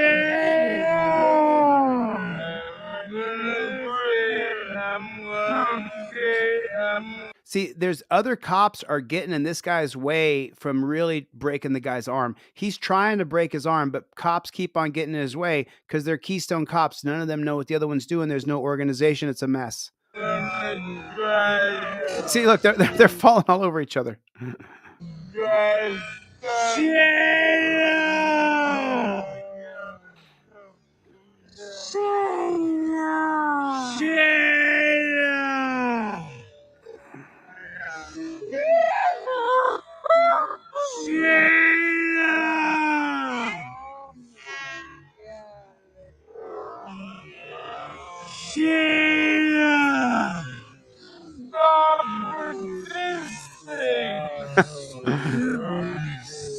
Oh, they got him in the cuffs, but he's got to get one more lick in. He hit him.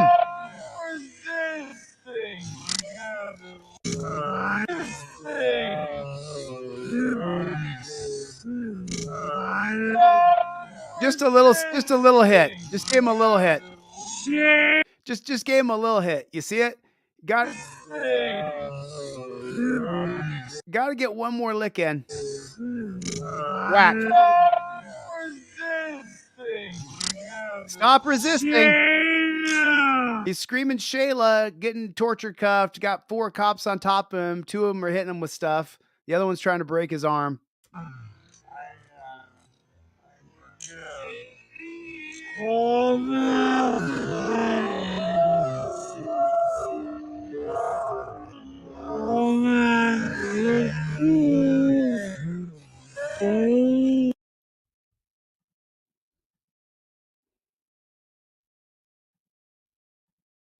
It's too late now, bro. Shackles on his feet, too. It's too late now, bro. That sick, sadistic, twisted, disgusting maggot. She said, what did I do? Or whatever did I do?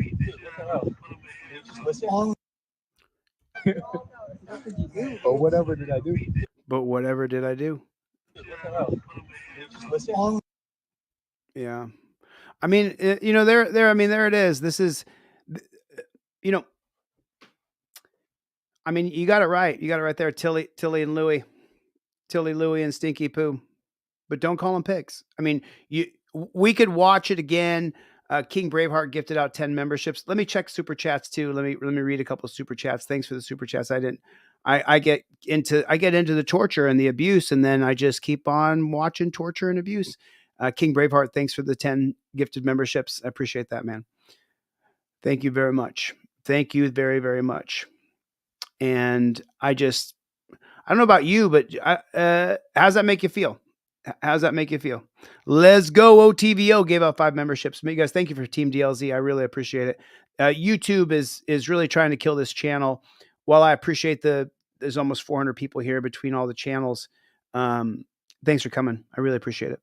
Really means a lot because they're doing everything they can to lose the channel. They specialize in pigotry. Pass around like a J. Chevy. What's up, Playboy? What's up, Playboy? So, all right.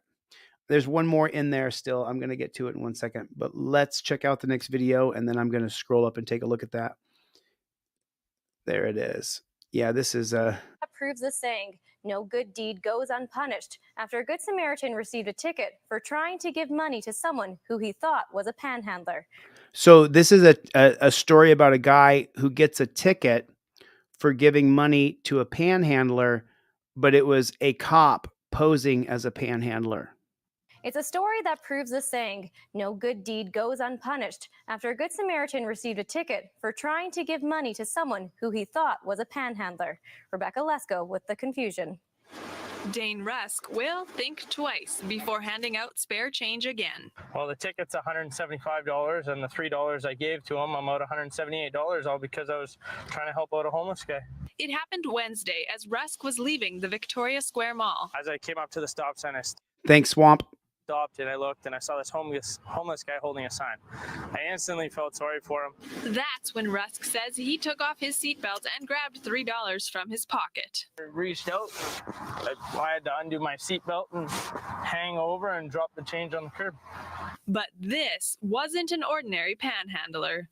It was an undercover police officer. Moments after dropping the change, Rusk was pulled over by police on Victoria Avenue and issued a ticket. I said, what do you mean? I didn't talk to any police officer. And he said, well, yeah, you gave him money. And I said, oh, the homeless guy. And that's when I was pretty shocked. Regina police say this is nothing new. It's part of the intersection projects, watching for traffic violations. The intersections are probably one of the most critical areas when it comes to accidents, obviously, and our high volume intersections are ones that we tend to target. So we will run random intersection projects throughout the city. They will run random intersection projects throughout the city. Did you see it? That's what they're going to run, random projects. Random projects. We'll run random intersection projects. You mean Piracy? Is that what you're trying to say, Copper? Police officer's sign was not soliciting money. Panhandling is not considered a crime. However, Regina does have a bylaw that prohibits soliciting to vehicle occupants in high traffic areas. That's why Dale Lakeman no longer holds up a cardboard sign. Instead, he collects bottles to support himself. He feels for Are you trying to spin it, you mainstream media? Is that what's happening here? Rusk. Cancel that seatbelt ticket that that gentleman got because look at the poor guy took pity on a homeless person to give him some money. Lakeman hopes it won't deter others from giving to homeless people. Man, what would I have to do? Go and give that person my $50 or $20 that I made from panhandling? Because I mean, holy, he's just trying to help a person. An expensive lesson from a good deed gone wrong. Rebecca Lesko, CTV News, Regina. Good. Being audio and video recorded. It's a crime to be in the park after hours. This is considered a park. So. All right. I'll go find another place to watch a movie. All right. You got your ID on you real quick? No, I don't. You're not shutting the door. You're not free to leave. Yeah, I am. You're not. Why are you acting like that? Because you're just kind of said being rude. I'm being rude? Yes. And Listen to how twisted the cop sounds. Listen to his yes. yes. And how is it? I'm being rude? Yes. What a weirdo. And how is that? How is that? I'm trying to explain to you, you're in the park after hours and you're committing a crime. That's a crime? It is. Yes. No, it's not. You want to bet? That's a civil offense. It's not. Do you have your ID? Really? No, I don't have my ID on me. One, I'll take another. You're not getting my ID for sitting. He said, I'll take another. That's what the cop says. Listen to what he says here. Take another. Yeah, I think he calls for another unit. He's just decided that he wants to arrest this guy. He made the decision or he wouldn't have called for another unit. Do you have your ID? Really? No, I don't have my ID on me. One, I'll take another. I'll take another. You're not getting my ID for sitting in a parking lot now. So you might remember that video there. The Spokane County Sheriff's deputy wearing that body camera is accused of beating that man to the point where he had to be hospitalized for 4 days. We now have new information this morning that that man there in the video filed a federal lawsuit. This is a story we've been following since last fall. 62-year-old Kevin Hinton pulled over at Terrace View Park in Spokane Valley to take a nap when he was confronted by Sergeant Clay Hilton shortly after. When Hinton wouldn't hand over his ID, the situation escalated, and his attorney says Sergeant Hilton beat him to the point where he suffered 8 broken ribs, a punctured lung, and a concussion. Spokane police later investigated the incident. I mean, let's just hold on a minute.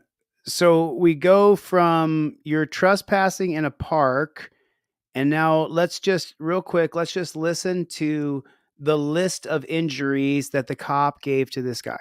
Where he suffered 8 broken ribs. He broke 8 of his ribs. A punctured lung. His lung is punctured. And a concussion. And he gets a concussion. For doing what?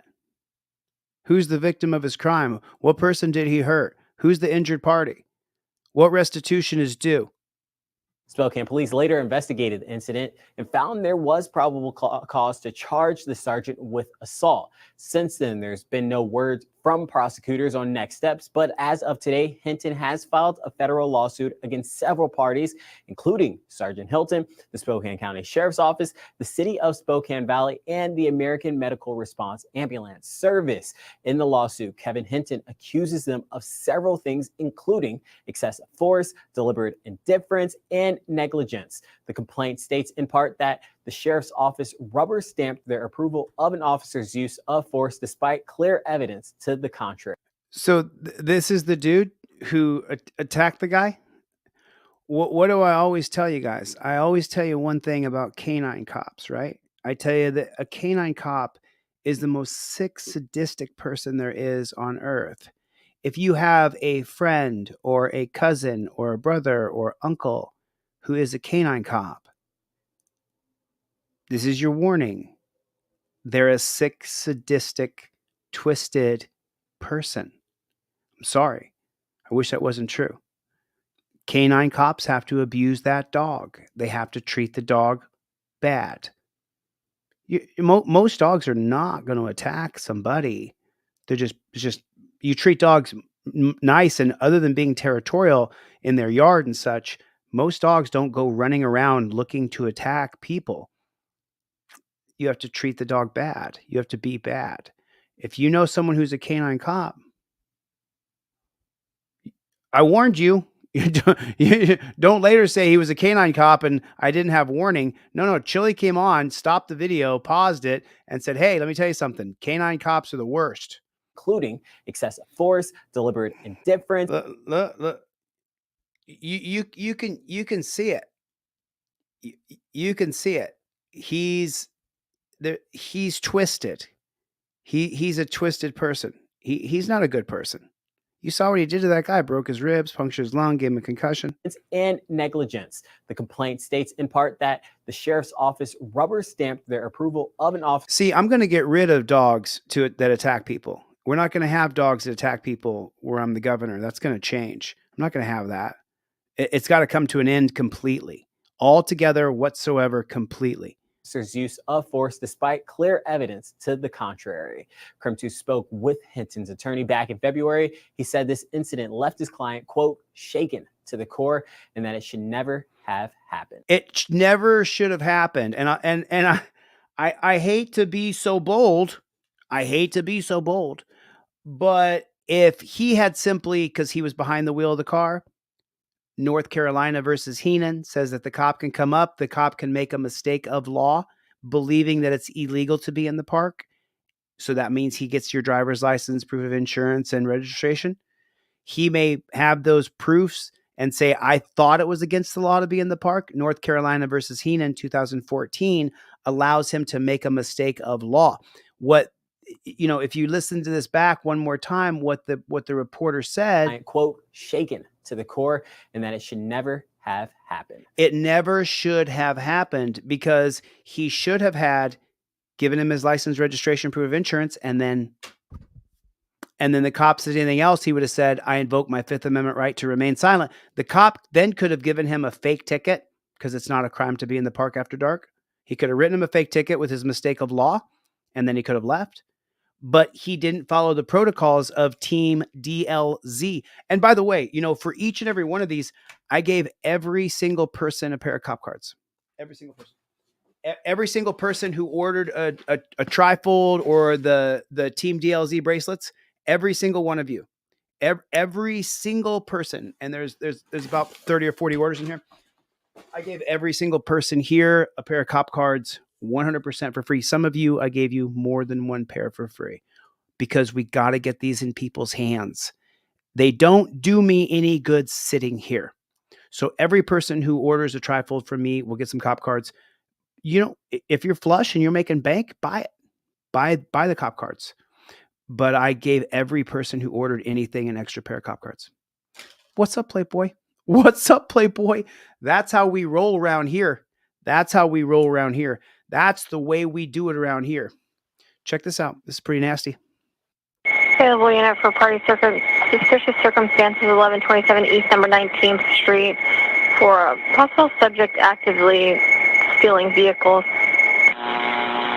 A two-man unit in the area of Fairview Road and Monitor Street heard this broadcast over the police radio and began responding to assist.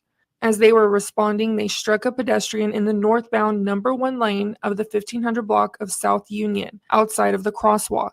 The pedestrian was later identified as Brandon Gabriel Flores. After the collision, officers immediately stopped and requested medical aid to respond to the scene. Gabriel Flores was pronounced deceased at the scene. We now know the names of the Bakersfield police officers who were responding to an auto theft when they struck and killed a pedestrian on South Union Avenue. It happened early yesterday. We now know the name. Respond to the scene. Gabriel Flores was pronounced deceased. So you don't see it. The cop is coming down the road, right? Requested medical aid to respond to there. This is the cop car's lights, and this is the pedestrian in the street. Scene. Do you see? You can't see it. You can barely, let me see if I can zoom in here. You can barely see there's a guy's legs in front of the cop car, but he doesn't have any lights on, nothing. He's just, remember, they're sovereign citizens. They don't live under the same rule of law that you and I do. They're sovereign citizens.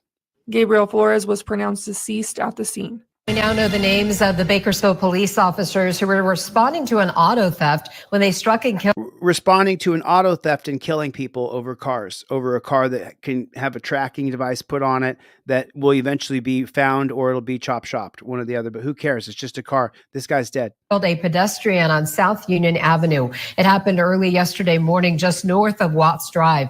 BPD says Officer Julian Garcia was behind the wheel when the pedestrian was struck.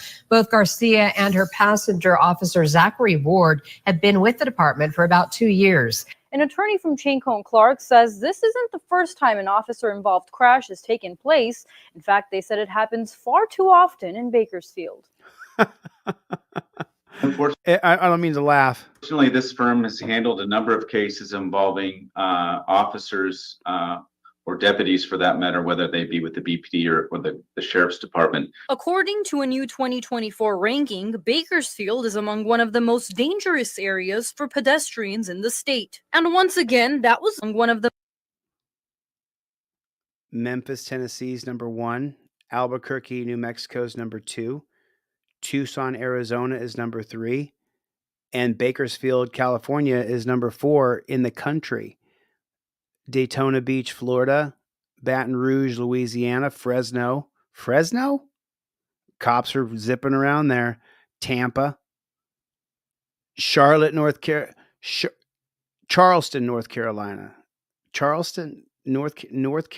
Northern Charleston in South Carolina. And then Little Rock, Arkansas. The most dangerous areas for pedestrians in the state. And once again, that was the case for another local that got hit by a Bakersfield police car early Monday morning on South Union Avenue. The person hit was identified as a man with several injuries. He later died at the crash site. BPD says it all happened when 2 officers got called for service in the downtown area. So slam on the gas and just whatever happens. They also confirmed that the officers' lights and sirens were off at the time of the crash, which means this does not violate Code 3. Chris Hagan, an attorney with Chancone Clark, says even if officers are not running Code 3, they have the same obligations as any other motorist. Whether the officer's running Code 3 or not, okay, that officer nevertheless has to pay attention to his or her surroundings. Oh, you mean they have to follow the laws like you and I? Amazing. Have to be mindful that even at 3:30 in the morning, there may be pedestrians on the roadway, on the side of the roadway, looking to cross the street. According to police, one of the officers was also hurt from the crash, and both are now... Oh, man, one of the cops got hurt from a human body coming through the windshield, maybe? Placed on administrative leave. Oh, he needs to be on leave. So I want to address something here that I saw.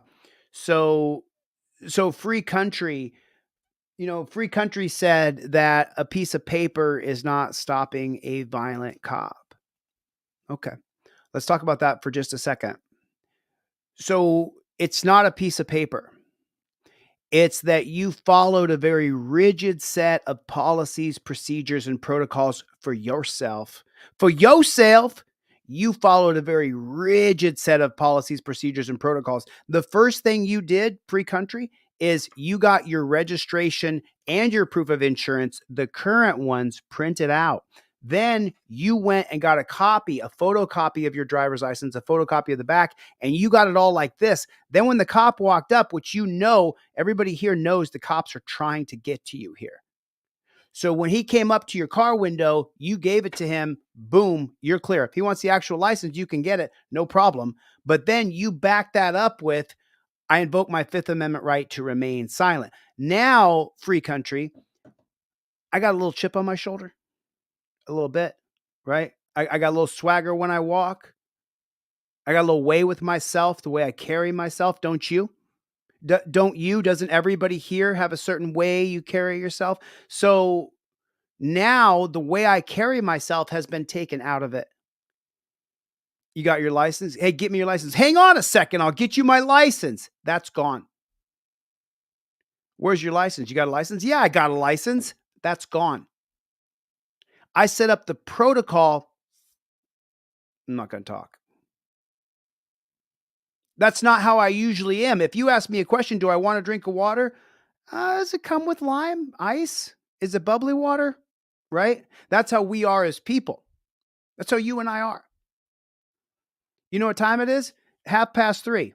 Can't you just say 3:30? Right? That's how people are. Quarter till. Quarter till what? It doesn't matter what it is. People can naturally be disagreeable. What the piece of paper does, if you follow the rigid set of policies, procedures, and protocols, if you have your license, registration, proof insurance, if you have your camera phone ready to go, you invoke your Fifth Amendment right away, and then you stick to it, stick to your guns no matter what. The piece of paper doesn't stop the cop from being violent. It stops the interaction that leads to that JBTP being violent against you.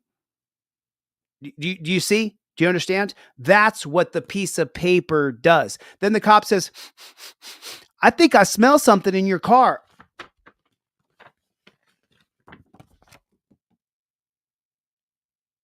Smell is not probable cause. Commonwealth versus Barr, 2021. In states with medicinal or recreational, the mere smell is not probable cause.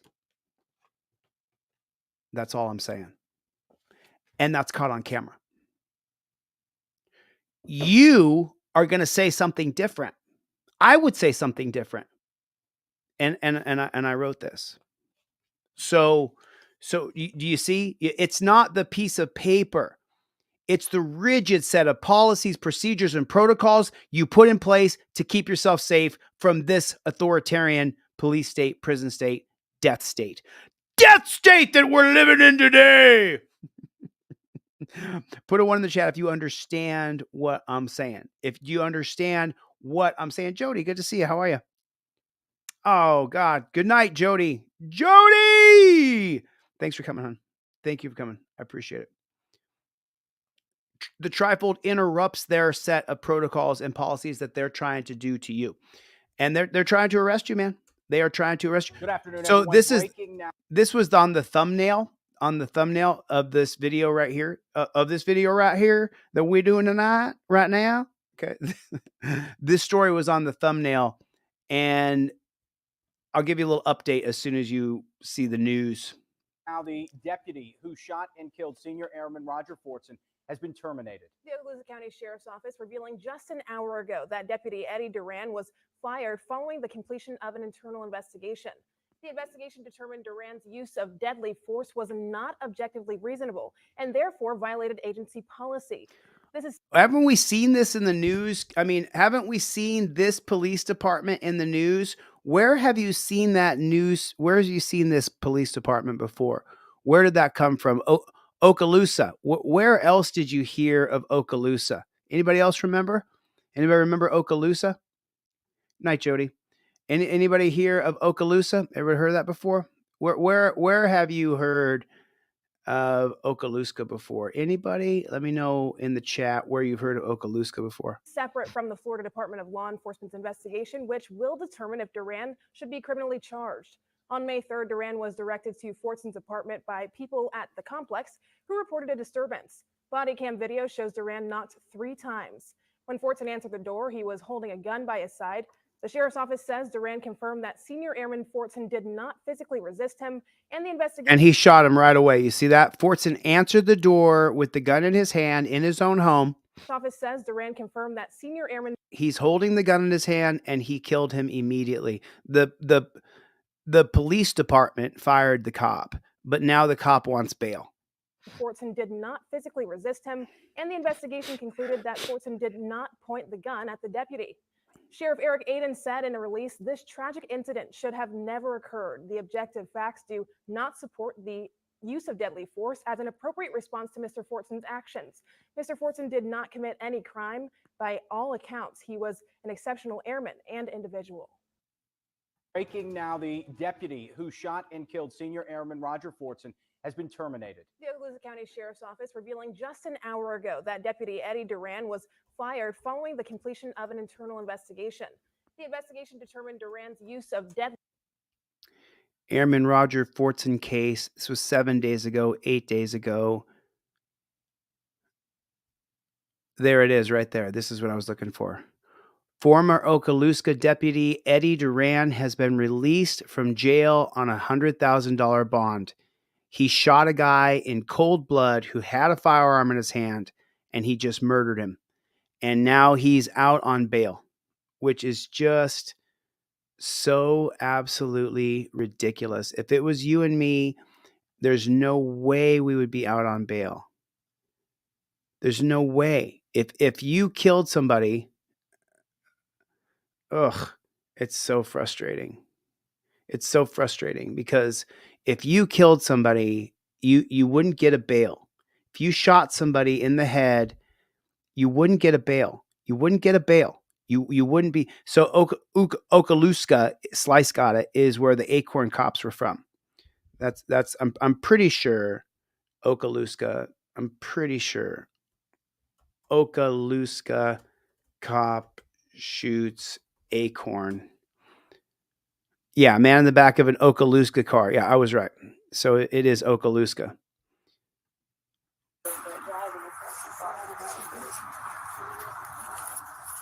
I'm for my vehicle search.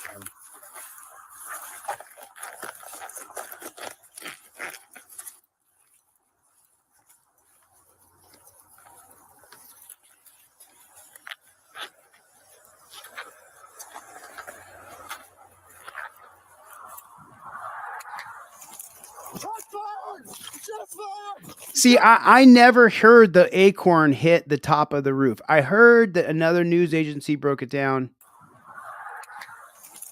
Shots fired! Shots fired! Shots fired! Shots fired! I'm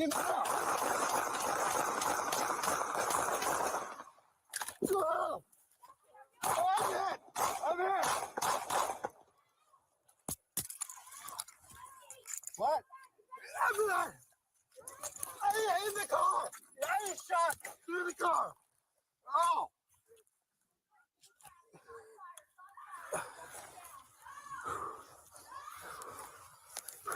What do you mean?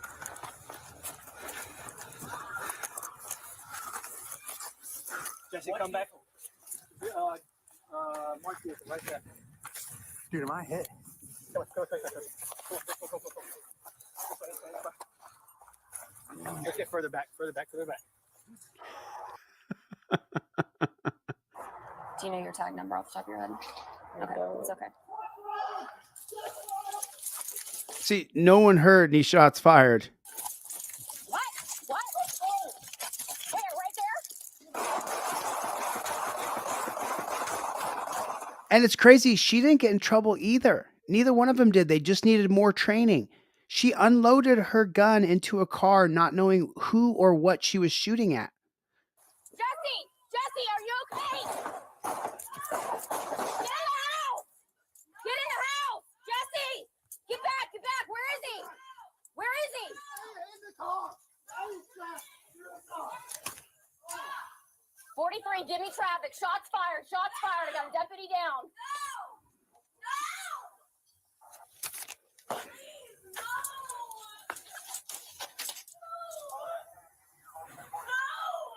And you hear that dumb girl in the background screaming and crying.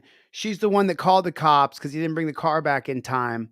It was all a power trip between the couple. We're off of McLaren. Shots fired. I got a deputy down. Jesse, how are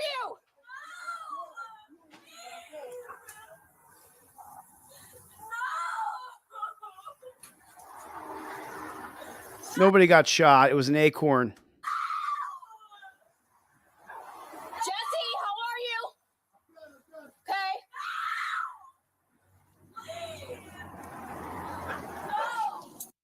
Okay. Absolutely ludicrous. So I wanted to read this with you guys. So this is on Ask Law Enforcement. So Ask LE. What y'all saying to Sarge when you walk up on this? I remain silent. No searches or seizures. Please put tickets under windshield wiper. I am not required to sign. It gives the code. I'm not required to hand you my license. I'm not opening my window. I will comply with clearly stated lawful orders. So then here's where the cops chime in and give their answers. Okay, so here it is. Okay, kiddos, time to call this one. Oh, almost 500 comments in 5 hours is pretty good. Lots of banned internet lawyers and hurt fifis. This picture of a lawyer doing this at a DUI checkpoint where the rules are different versus a traffic stop. Lots of people are forgetting this. Honestly, I just take down the driver's license number, run the guy for warrants, write the ticket, and go on about my day. The only issue I have in that with my state is my state requires to sign, or I have to take them before a magistrate. And then go down here to the next answer, and this guy says, slide that ticket under the windshield wipers so they have to get out and grab it.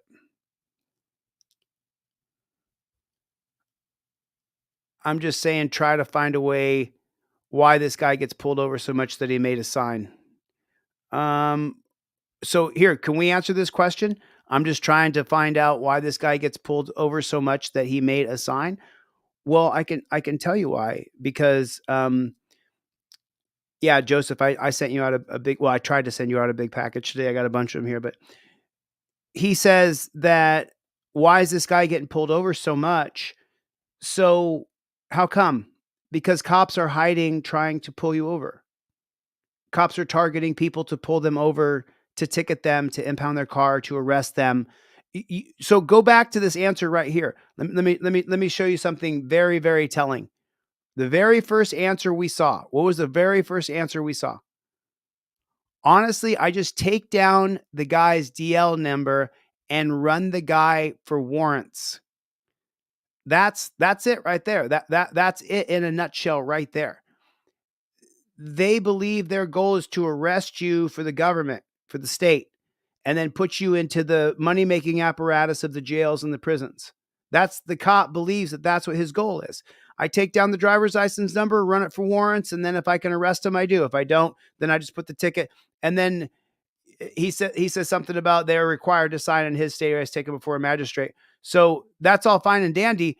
But let's read a couple more. But he believes, though, that he's supposed to try to find out if you have a warrant and arrest you.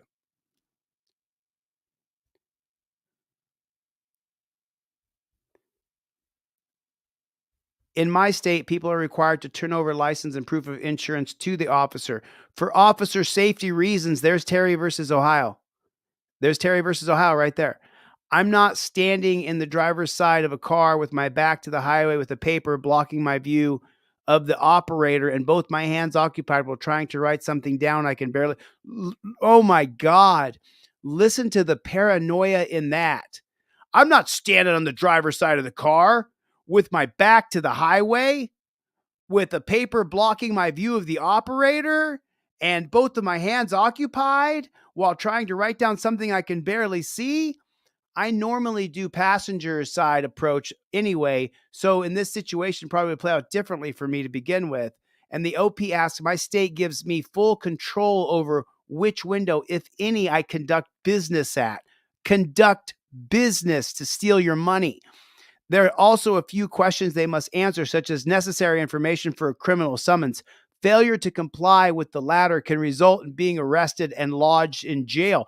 Listen to the way this cop believes your body, your life, your soul doesn't matter. It just so happens that the operator's license answers most of these questions, but depending on the state and what they share through NLETS, not necessarily everything. Edit.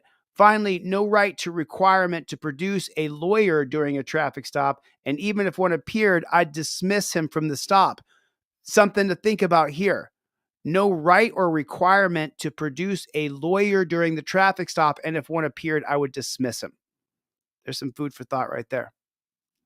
Oh, he's stepping out of the vehicle. Right there.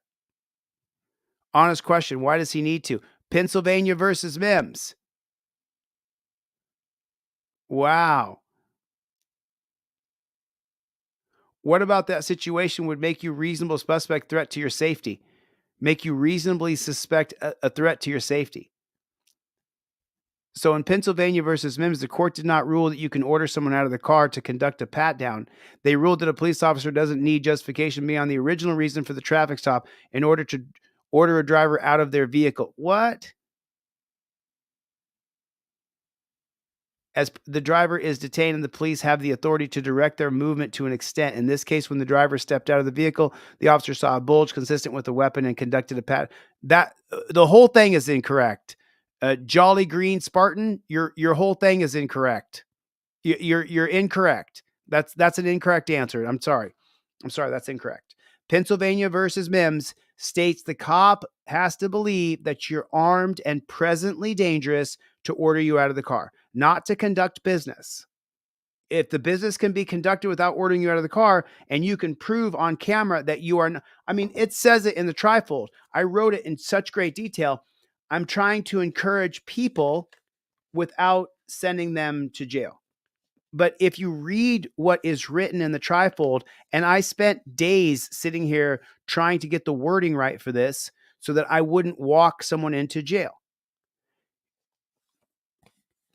The wording in this, it says, and let me make it clear so you can, officer safety, this is the actual holding that I'm copying from the Supreme Court. Officer safety is legitimate and weighty, and the intrusion into personal liberty at most is a mere inconvenience. The facts available to the officer at the moment of the seizure warrant a person of reasonable caution to believe that the action was taken was appropriate. In other words, ordering you out of the car. Action is removing you from the automobile. The law is you must get out when lawfully stopped. The reason you get out, the spirit of the law, is for officer safety. If by video you can show that there's no way a reasonable officer could believe you're armed and presently dangerous, you could challenge the order unlawful because it's against the spirit of the law. Challenging the law could certainly get you arrested. I'm kind of giving you the nudge that, hey, if it's on camera and you're just being harassed to step out of the car, you can show that, hey, I'm not wearing anything with a bulge. I'm wearing a string for a tank top and runner shorts. There's no bulges besides the one in my basic pants, which when you're running, it's not that great. So I'm showing the cop there's no way I could have any kind of weapon on me. You're ordering me out of the car for no reason. I have followed all the steps. I gave you my license, registration, and proof of insurance. I then invoked my Fifth Amendment right. And now you're ordering me out of the car after I invoked my Fifth Amendment right. And I did it on camera. And now you have to decide if you want to tell the cop, I think your order is unlawful. I don't think that you could honestly tell a magistrate or a judge or a justice of the peace that you believe that I'm armed and presently dangerous. Because of the attire that I'm wearing and the demeanor that I've kept, I don't believe that you could convince a judge I'm armed and presently dangerous. So for that reason, I'm going to tell you the order's unlawful and I'm not getting out of the car. Now, if you're going to smash the window, please let me know so I can get out of the way so you can smash the window, because you're going to escalate this and then you don't have to rip me apart. I'll get out as soon as you smash my window. I mean, whatever you want to do. But if you can prove that there's no way he could believe you're armed and presently dangerous, or do you have a firearm hidden somewhere to shoot him with, then you could challenge that. You know.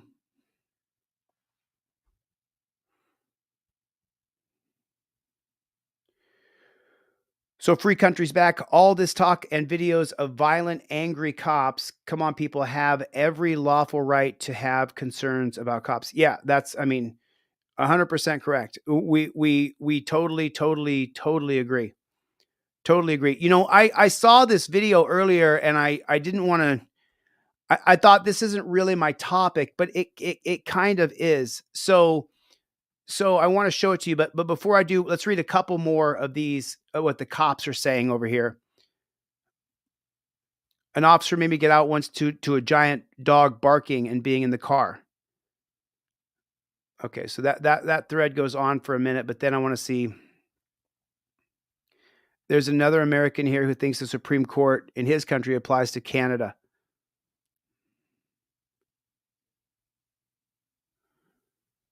Hell, I'm a cop in Canada, and I find it. They start demanding a supervisor anytime because I'm probably the only one. Sucks for you. Isn't like demanding a manager at BK. My sergeant's not coming out for you. You're stuck with me. Oh man. Oh, now here's where Crafty's going to come in. My state, they have to physically hand me their license. Otherwise, it's a failure to submit. Same thing as failure to ID with an arrestable misdemeanor. In reality, if I can positively ID the person sitting in the driver's seat, I'm going to cite them, stick the cite to their wiper blade, and off to the coffee shop I go for a donut. If I can't positively identify the driver, they're going to get a few chances before I tell them to get out of the car, which they also have a few chances. If we're at a stalemate, I'm probably going through the window with a baton. I just said it, didn't I? Didn't I just say it? And this is what I'm talking about. So this is the normalization of violence against us. In today's day and age, why couldn't they put a tracking device on the car and say, you're free to go do whatever you want, but wherever you go and wherever you stop, a tow truck is going to pull up and tow your car away. You can do whatever you want. Hey guys, go ahead and take off. I'll stay with her. I'll stay right behind you, ma'am. No emergency lights because it's not an emergency. But the thousands of dollars we're going to spend for smashing your window and put you in jail, a lot cheaper to put a tracking device on your car than take your car. Could you only imagine it? Could you only imagine it? We could actually, but let's look at the cop mentality. I'm probably going through the window with a baton. Won't fly in my state. Refusing to sign is arrestable.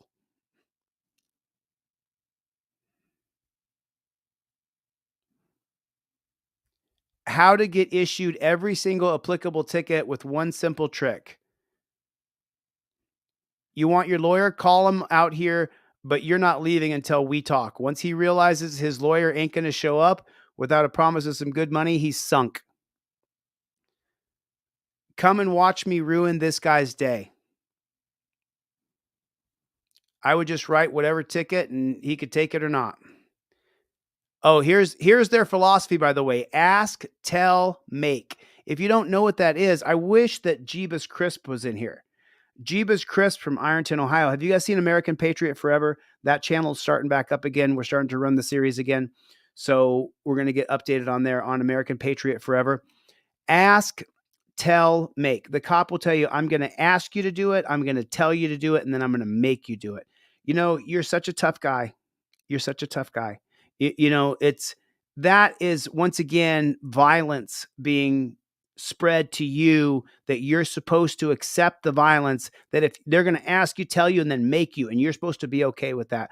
You dirty coppers, you have no idea what a compliant, loving species humans are, because if we were even 1/10 as ornery as the aliens above our head, we would have wiped you guys out. Really, we would have. But because we are the most complying, acquiescing species on Earth is the only reason that most of you cops are still even functioning people, because most of us can't stand you. I mean, a good portion of us can't stand you. I could sit and I'll just read one or two more. Code 69, domestic terrorist.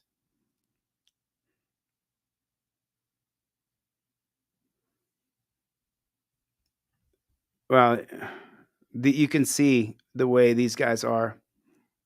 You can see the way they are. They're just such scumbags. It's just, I should post that link in there. So this guy says, I'm a Brazilian jiu-jitsu black belt. Now, I'm not any belt. I've studied jiu-jitsu for 20 years plus, almost 30 years plus. I've done jiu-jitsu with different people. You know, I know how to roll. I can roll around with jiu-jitsu guys. I never wanted to make it like it's where I have to go to school and I'm trying to get my belts and all this. I just like to wrestle and fight and I enjoy it. But you know, when you've done it for as many years as I have, I know how to move your body because I've wrestled and fought since I was 7 years old, and now I'm 50 next week. So I've done a lot of this, and this is what,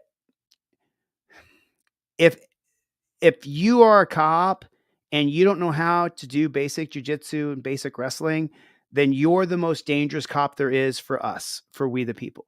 Every cop who doesn't have a basic understanding of wrestling, jiu-jitsu, judo, those three especially, they are dangerous for you and I because they're insecure. They're more likely to grab a taser, more likely to grab a gun. And I'm showing this to you because when you truly know how to wrestle and you truly know jiu-jitsu and you know how to deal with people's bodies, you don't have that insecurity with people. And if something goes wrong, I already know if something goes wrong, I can handle it. At my age, I'm probably going to be a little sore tomorrow. I'm going to be a little hurt, but I still know how to handle the situation. This guy, they catch this guy and he says, I'm a Brazilian black belt in jiu-jitsu. You see it right there? So now we know, and by the way, Alan Beck, my buddy who's the lawyer, he's a black belt in Brazilian jiu-jitsu. And this guy's committed a crime and this guy grabs him up. I'm a Brazilian jiu-jitsu black belt. Leave me alone. What are these guys? Don't break it up. For the record, for my own information, I just arrived here from the United States this morning. My name is Chris Bauer. As I exited my hotel, this gentleman started to follow me around. He was getting very close to me, threatening me. Yes, because I knew that he was telling me he was going to take my money for his son because he needed money for his son. And I told him I was not going to give him any money. I asked numerous people throughout the city to call the police and help me. Many people failed. I also have that on video. I entered this store for my own safety. When I entered the store, I asked the staff to call the police. Then this man proceeded to attack me. I took his back. I choked him unconscious. And now I have him in the full mount position waiting for the police to arrive. That is the confidence you get when you really know how to wrestle and fight. He didn't have to beat him up. There was no fists there was no elbow drops that need to happen. What are we seeing the cops do with the elbow drops and these punches like this? You don't really need to do that to subdue a man. You never have to strike a guy to subdue him. You don't have to. You don't have to punch people. I mean, it's just that simple. I don't understand why we continue to perpetuate this enormous amount of violence from the police, and we allow it when everybody who's done 5 minutes of jujitsu knows that you never ever have to punch anybody to subdue them. There's a guy, I call him the gorilla. If you even tangle up with him, he's going to tie you up in 1 second flat. It's not going to take more than 3 seconds for the gorilla to tie you into pretzels. And all he does is jujitsu. That's it. That's his whole game. So check this out. This guy's going to get tased in 2 seconds flat. Turn around. Turn around. Turn around. So now they got a dog there. Now they both got weapons in their hands.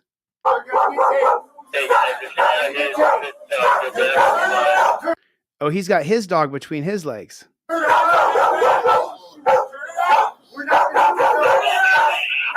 Why are they escalating? Why are they all pointing weapons at him? Why don't they just talk to him?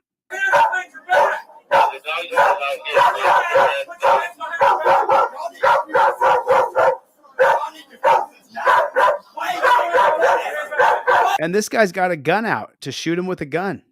This is what I'm talking about when you say, oh, he's on my property, I can resist him. They're going to kill you, dude.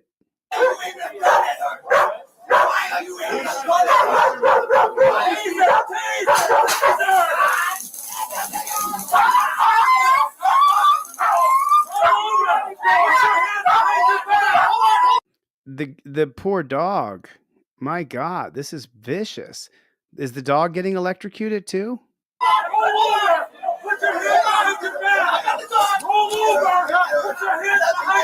My God, man. I hope they don't kill that dog.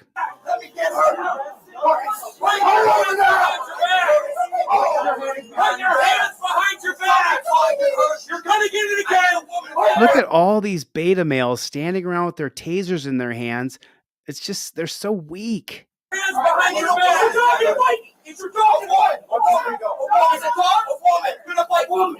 Oh my God, you're kidding me. You stepped on the dude's face?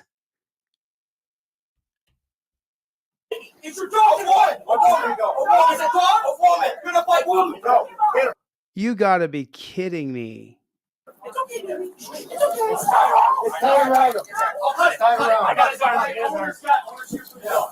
Why is he being treated this way? What's the crime that he's done that he has to be face down on the ground with someone sticking their knees in his back? I mean, this is what I'm talking about. This is what I'm always talking about. And a lot of the frustration of being locked up, and Javro, thanks man, I appreciate it. I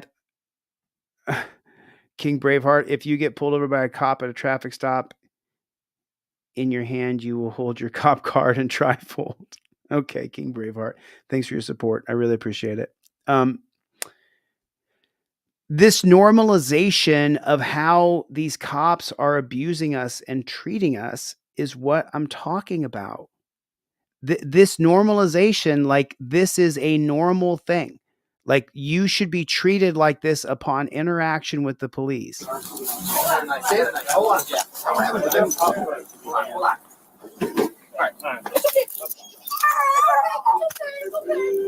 Like, why does he have to be treated this way?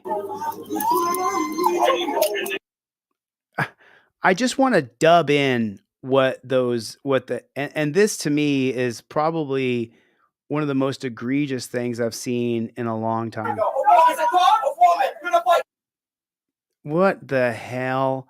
What in the hell are we even talking about here? Oh my God. Oh, this is wild politics. So this isn't on a channel that's going to have ACAB. So it's could have just left. I like the face stomp. That poor dog. The dog was a hostage. Around cops, never relax. That's exactly correct. Yeah. Yeah. The fake title. Michigan man tased by police after he refused to leave gas station. The cops also tased his dog. So, I mean, what are we talking about here? Like, I mean, let's just this part for me, just like there he is sitting up there talking, and you could tell. I mean, he's not 100%. He's a little off. He stepped on the guy's face. Is that in the handbook? Is that what they teach them? Is that what they teach them? Is that what they teach them how to treat people? It goes in the handbook.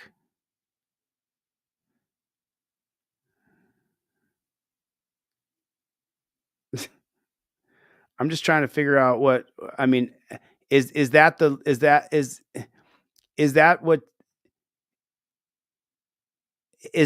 policy, procedure, and protocol right there to step in a guy's face? Is that what it is? Is that what we do? Do we step on his face? We step on the guy's face? Is that how it works?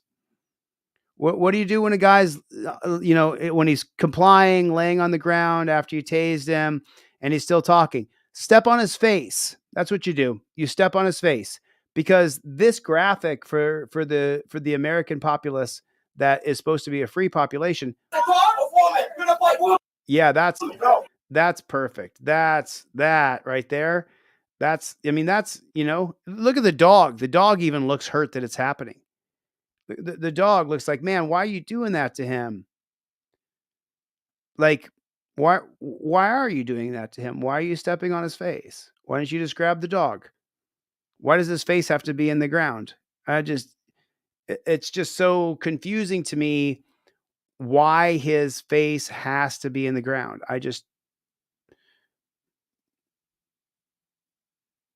Oh, this is pretty funny, actually. Posted to this R police, but the mods refuse to allow it to be posted to the sub. This is a pretty good one. I mean, let's read it together. Let's take a look at it. So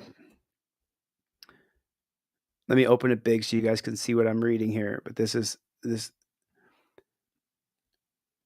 Do you guys think this is Reddit police?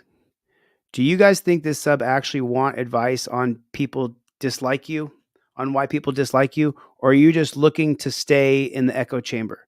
I'm sure tons of people would love to inform you and cite statistics and facts to back it up. But every post in here asking why people hate or dislike cops are riddled with bans, muting, posts, deletion by the mods, and subsequent flurries of downvotes, even on posts with complex and detailed reasoning, sources, and logic. So I'm generally curious, because if you want to ask those questions, maybe muting people who have your answers isn't the best approach. Also, I've reviewed the rules of this subreddit and have not violated any. I hope we can have a valuable discourse and conversation rather than being muted to a certain demographic. So there's an R police.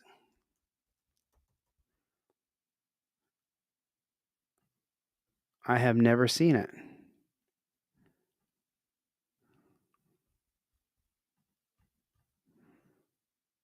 So this is the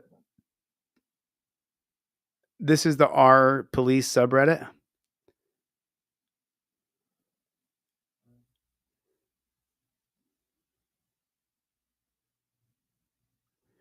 Why do officers tailgate tonight? There's no answers. Oh, there's 20 answers.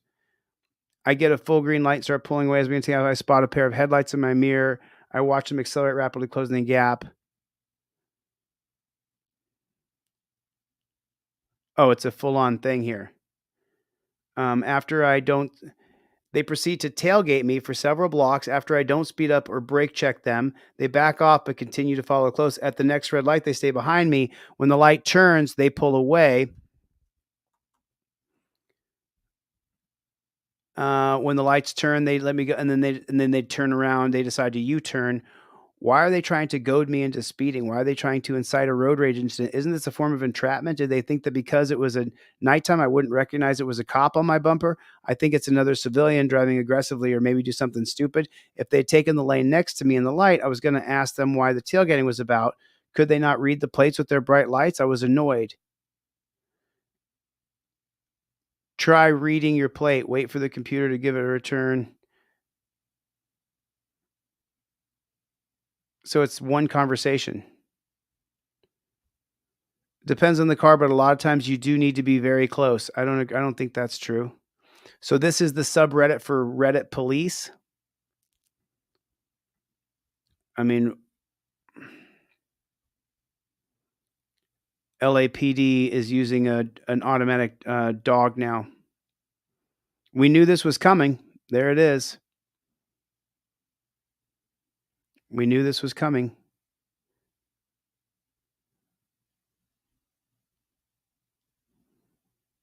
It's got a arm to open things with. It's only a minute-long video. Let's see what's going to happen here. There's no volume on this. There's no sound.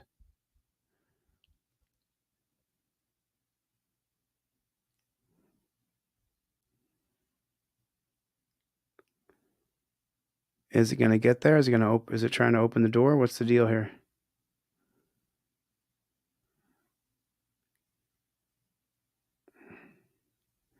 It's not a fast process, I guess. I just want to see what they're posting on our police. But there's no engagement. See this here? There's no engagement. There's no engagement. Is LEOSA largely just an expensive gimmick? Is the law enforcement organization SA largely a big cash grab? Up to 5 years of validity once issued, 70 years. Concealed carry, $115 application. It's pretty boring. I mean, I find Ask LE a little bit more. Yeah. Yo, Carolina, Fort Worth, what is going on? How are you? What is going on? What is going on? Everybody put in the comment section for me. OTVO, overturn Terry versus Ohio. Make sure your notifications are turned on, please. Turn on your notifications. YouTube is telling me that the channel is suffering because most of the people who are subbed to this channel don't have their bell notifications turned on. And I said, I feel like it's targeted. I feel like you're purposely targeting my channel. That's what I feel like. And they said, don't be silly. Don't be silly. That's not it. That is not it at all. Mechanical dog is named Rover. And I was like, really? because it feels like the channel's just getting hammered by people who don't like the channel. That's what it feels like. I mean, that's just kind of what it feels like. I'm just saying that's what it feels like. It feels like you guys are not putting the channel into the stream because the shorts aren't getting, it's just not getting very much traction. And it's just like so weird. It's just a weird thing, to have this fall off. Joseph Barberini, I have a concealed carry license, $125, $100 for the concealed carry license. Yeah. So this guy called out a bunch of cops. I can show it to you. This guy called out a bunch of cops, and he put his own YouTube page and put his page up there to kind of call them out and say that these cops are bad.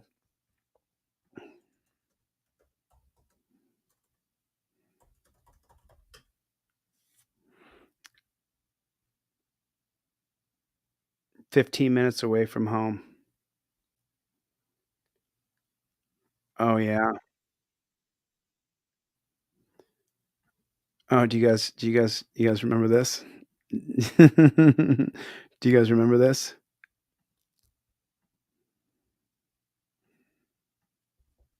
No, sir. What are you doing? Here, you go out. Say hello. Was that illegal? No, no, sir. The reason why we're stopping you is because it's the window tint violation. I blinked my blue lights at you to let you know who I was. Yes, sir. Well, we didn't know with it. That's not. He blinked his blue lights at him to let him know that he doesn't have to follow a window tinting law because he's a cop. Violation. I blinked my blue lights at you to let you know who I was. Yes, sir. Well, we didn't know with it.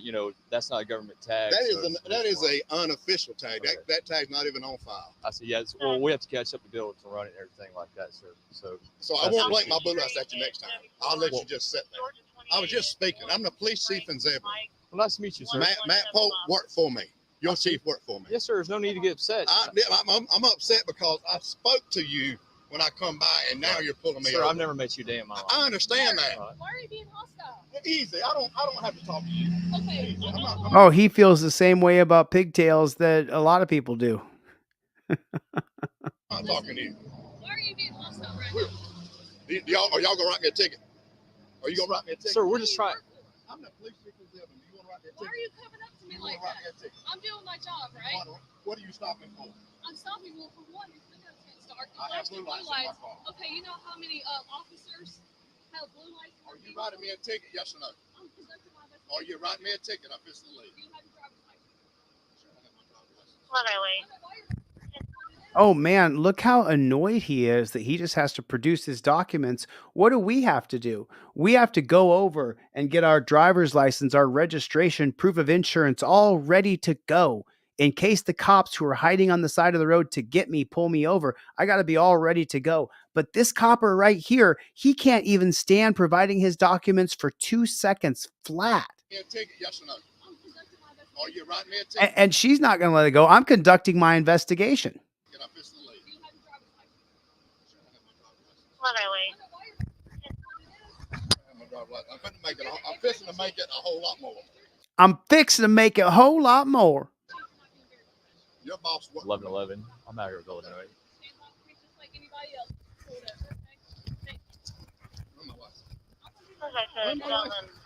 Oh man, what if you walked out of your car, walked right back up to her and told her to run her license? You were standing this far away. What would happen to you?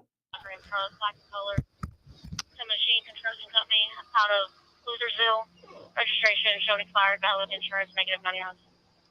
Just confirming. Bravo Frank Mike 1175 BFM 1175. I mean, look where he's standing. He's right up on the police car. Yeah, that's right. I was explaining. I don't want to hear that from you. Okay. Boy, this guy. Yeah, that's right. I was explaining. I don't want to hear that from you. Okay. You left. He doesn't like being pulled over at all. How much fun is it, Copper? How much fun is it when someone pulls you over for no good reason? No good reason at all. Let her do her job. 48 returns to a 2001 Dodge Ram truck, black color to Machine Construction Company out of Losersville. It doesn't come back to that vehicle. Valid insurance, negative 99. Out of Losersville. Confirm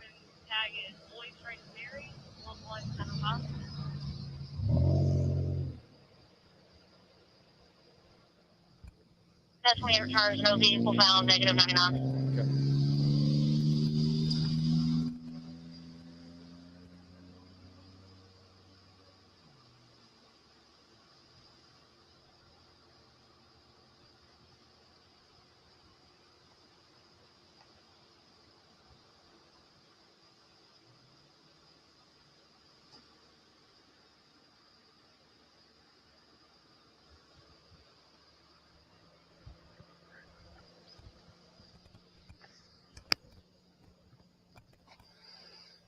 Eleven eight, 11. Make sure you're recording.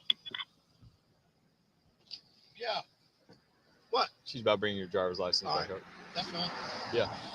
First when we ran the tag, it came back to like a Dodge Ram, so we're just confirming it's not. Yes, sir. It's a ghost tag. Yes, sir. We're You making must have anything back on that tag. Yes, sir. Yeah, we're just. You must have run it wrong. You must have run it wrong because you wouldn't come back to a Dodge Ram. He's so neat. He's so cool. He's the coolest of them all. That's a ghost tag. That ain't going to come back to no Dodge Ram. You must have done it wrong. Yeah, we're just. You must have run it wrong. You must have run it wrong because you wouldn't come back to a Dodge Ram. We were confirmed it. They let us know and everything. So it's still coming back to a Dodge Ram now? Sir, can I ask why you're so upset? Is it still coming back to a Dodge Ram No, now? we got it. Would you be able to push the cop out of the way with your door? Just open your door, open it up, and go walking out? Or would the cop slam the door on you? Fix. Why are you so upset? No, you didn't fix it. Is it still coming back to a Dodge Ram right now? No, it came back 905. That's right. Because you run it wrong. Sir. Somebody run it wrong. Either you did or they did. Oh man. Have you what I think the theme for tonight could be that cops are aggressive dicks. I think that could be, especially when it's them who are being interrogated, and especially when it's them being interrogated by their own kind. They really don't want to have to give their ID, and handcuffs to them. They're allergic to handcuffs. To them, torture cuffs are like, oh my God, torture cuffs for them are everything that they don't want. And now you ran the license plate wrong. And he is real. That's right. Because you run it wrong. Sir. Because you run it wrong. Because you ran the plate, but you run the plate wrong. That's what you did. You ran the plate wrong. What's your problem? You ran the plate wrong. You ran it wrong. The plate was wrong. You did it wrong. You stupid moron. What are we talking about? Somebody run it wrong. Either you did or they did. We're about to get the information. Okay. I got your chief on the phone right now. That's fine. That's fine. That's fine. I got your chief on the phone right now. You pulled me over. You was doing what you think your job is. And now I'm calling about you. Can you calm down for us, please? I appreciate your service. I appreciate your service. All right. I'm just saying, I spoke to you guys. I didn't have to do that. I could have eased on by y'all. I appreciate the job y'all out here doing. Chief, I'm trying to be y'all. respectful with you. I understand that. I understand. I stopped and talked to you, and then you pulled me over for my tinted windows anyway. I'm not raising my voice or nothing at you, right? I understand. All right, let's. But I'm trying to tell you, the only thing Look how mad he is. I done wrong was spoke. Y'all never would have pulled me over if I hadn't flicked my blue lights. No, sir. No. He's shaking. No, we were going to pull you off. Yeah, I done wrong was spoke. The only thing I done wrong, let me see if we can get the playback speed. Watch his hand. Never would have pulled me over if I hadn't flicked my blue lights. You see that hand shaking? You see that hand shaking? No. Ooh. Watch his hand. His hand's shaking. He's so mad. His hands are shaking. I get that going when I get my adrenaline going. Was spoke. Y'all never would have pulled me over. Pull me over now. What the hell? Watch his hand. Watch his hand. Shake, shake, shake, shake, shake, shake, shake, No, shake, shake, shake. I'm not going to lie to you. I'm telling you straight up, okay? Okay. All right. But like I said, there's people out here impersonating police officers with blue lights. Well, you threw my license. She threw my license. If she is getting them for me, she'll bring it to you, sir. Okay. Well, that's fine. I'm just trying to. I'm trying to talk with you. I don't want to talk anymore about it. All righty. I haven't said this one in a while. I don't want to hurt the cop's feelings, but is he a burp? All right, I don't want to hurt their feelings, but is he a butthurt pig? Is he a butthurt pig? Can you put in the comment section for me? He's a butthurt pig. That is the definition of a butthurt pig right there. He got it. He got what he got a butthurt pig right there. That right there is a butthurt pig if I ever seen one before. If I ever seen me a butthurt pig, that was a butthurt pig. And she's still conducting her investigation.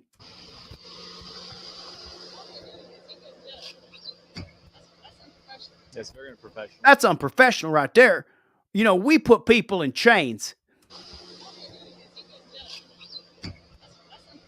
That's very unprofessional. That's very unprofessional. You know, I tell you what we do. We pull people over. We're inhumane, we're cruel, and we're barbaric, but we're just doing our jobs. We ain't unprofessional about it. We say, can I please hurt you? Can I please get you to lay on your belly? Can I please put you in the back of this cage? We say it nice as we're torturing you. It's totally different than one cop being unprofessional to another cop. That dirty copper right there, he's being unprofessional. They chain people up. Hurts real bad. Then they give them a bunch of charges, stealing a bunch of their money. They take them down to a dungeon, drop them off. The most dangerous place on earth for a human being is in an American jail. And I'll tell you what, but they're real professional about it. If them cuffs are on too tight, they can still get a finger in there. You see, if they can get a finger in there on your wrist, then you ain't being tortured. And if they say that you can talk, you can breathe, then you can. And that's it, no matter what you say. They're inhumane, brutal, and barbaric, but unprofessionalism between the pigs just will not be allowed to stand. We can't have unprofessionalism. I mean, I don't know what the hell he's thinking being unprofessional. Being real rude, too. Unbelievable. I can't believe how rude he was. Oh, she even... Did she throw it in there? Did she say... Let me see. Have a better night. Oh, I wonder if she paid for that with retaliation.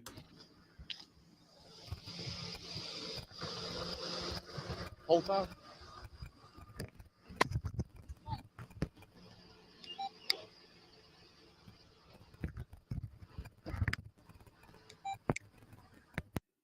Yeah, there it is. There it is.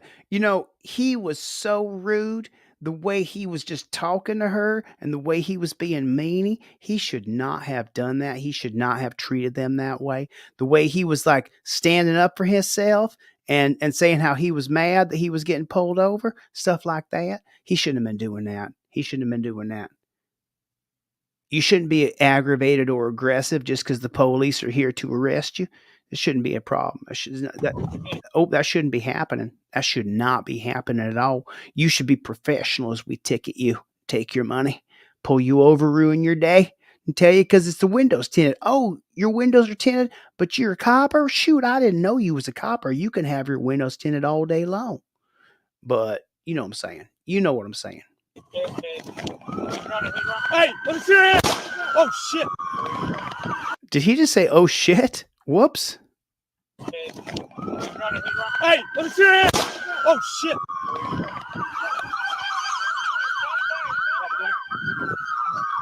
Watch out behind me. Watch out behind me. Oh, shit. He just killed that dude accidentally. Whoops. Was that a whoopsie-daisies? That was a whoopsie-daisies right there. Whoops. Yeah, and then wow. They still jump right on top of him, even though it's a whoopsie-daisies, and then put him in torture cuffs. They whoopsie-daisied it, but hey. You good? I'm good. We're good. We got one driver. Suspect me taking into custody right now. Look at this. Dude's dead. Wow. So he says, whoops, he killed the dude. And then after they go, whoops, then he's going to go ahead and put him in torture cuffs and kill him anyway and let him bleed out. Because if you don't get help for him right away, then what happens? Oh, man. Oh man.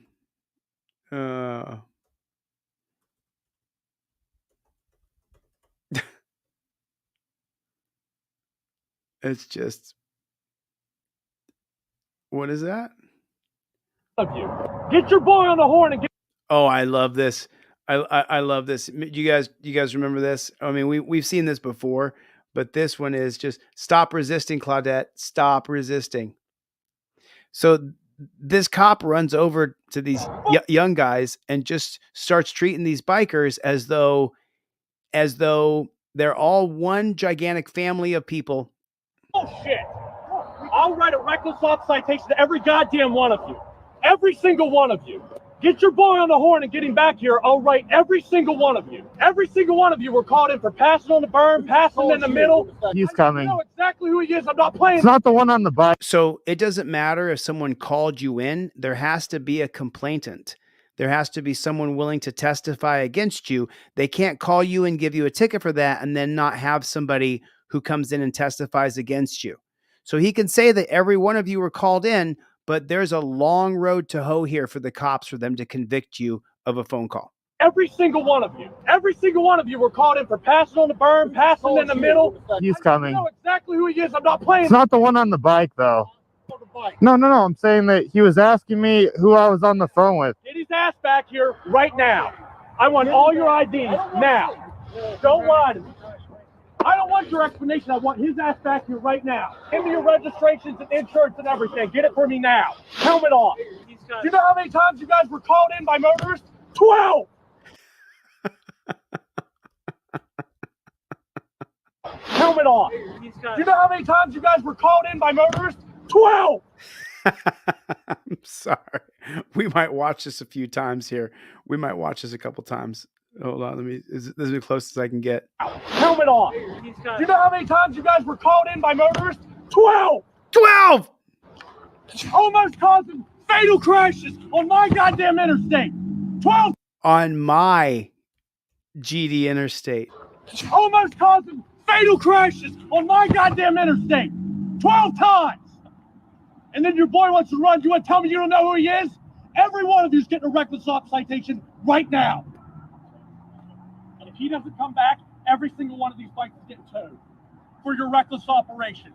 Every one. Get a hold of him. Get him back here. You can leave with a piece of paper. So let me get this straight. What? I can't get it straight. Okay, number one, he would have to have witnesses for those reckless operation citations. He would have to have a witness for that. And the witness better be pretty compelling in court because they probably don't want to show up for court. And then you would not just be able to impound all their bikes. You haven't seen an infraction. Nobody's pulled over saying, this is the guy, this is the guy. You could do what you're going to do, but there's going to be legal repercussions for what the cop does to these people later. It's just sad that these cops are not held to real account. And, look, qualified immunity is a big problem because when there's absolutely no recourse, decade after decade after decade, pretty soon the cops know that there's nothing's going to happen to me. Even if I get sued personally, there's going to be some organization or association that pays my debt. The Fraternal Order of Police will cover my baggage. So there's no accountability for police at all whatsoever. And it's like when you get into level of importance of how important cases are and how important this case is or that case is, you start to say to yourself, well, maybe I have qualified immunity further down the list than it should, but I know that all of the tyranny in our country, cops running up and saying, I'm suspicious of you, things like that is all from Terry versus Ohio. Cops being able to search your car, we're going to go back all the way to Carroll versus United States, 1925. But the precursor for Terry versus Ohio is Kerr versus California, 1963. Kerr versus California in 63. And then before Kerr versus California, you're going to have the 1925 Carroll Doctrine. It's going to go I'm not sure if Brinegar versus United States 1949 is the jurisprudence of Brinegar versus United States. Is that Carroll versus United States? I'm not quite. Let me see if I can pull my brain. Let me get a visual of it real quick, and then I'll be able to tell you if. And I'll give you guys the same visual that I'm going to get here, so that I can see if I can remember it. All I have to do is just see it, and then once I see it, my brain will start to work again. So, okay. So what do you guys see over there? Okay, cool. You see that. But let me open it all the way. You don't need to see my mug here. So, I'm pretty sure that the Carroll Doctrine, 1925 Carroll. Okay. So Carroll versus United States, this right here, this is what creates the exigent circumstances clause, or the Carroll Doctrine. If you're not familiar with this, this is the beginning of the end of freedom. So we talk about Terry versus Ohio, OTVO.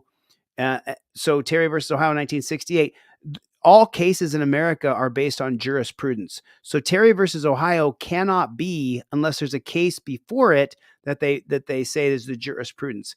The jurisprudence of Terry versus Ohio is Carroll versus United States, 1925. This is going to create the exigent circumstances clause. Did I put it on this poster? There it is. Okay.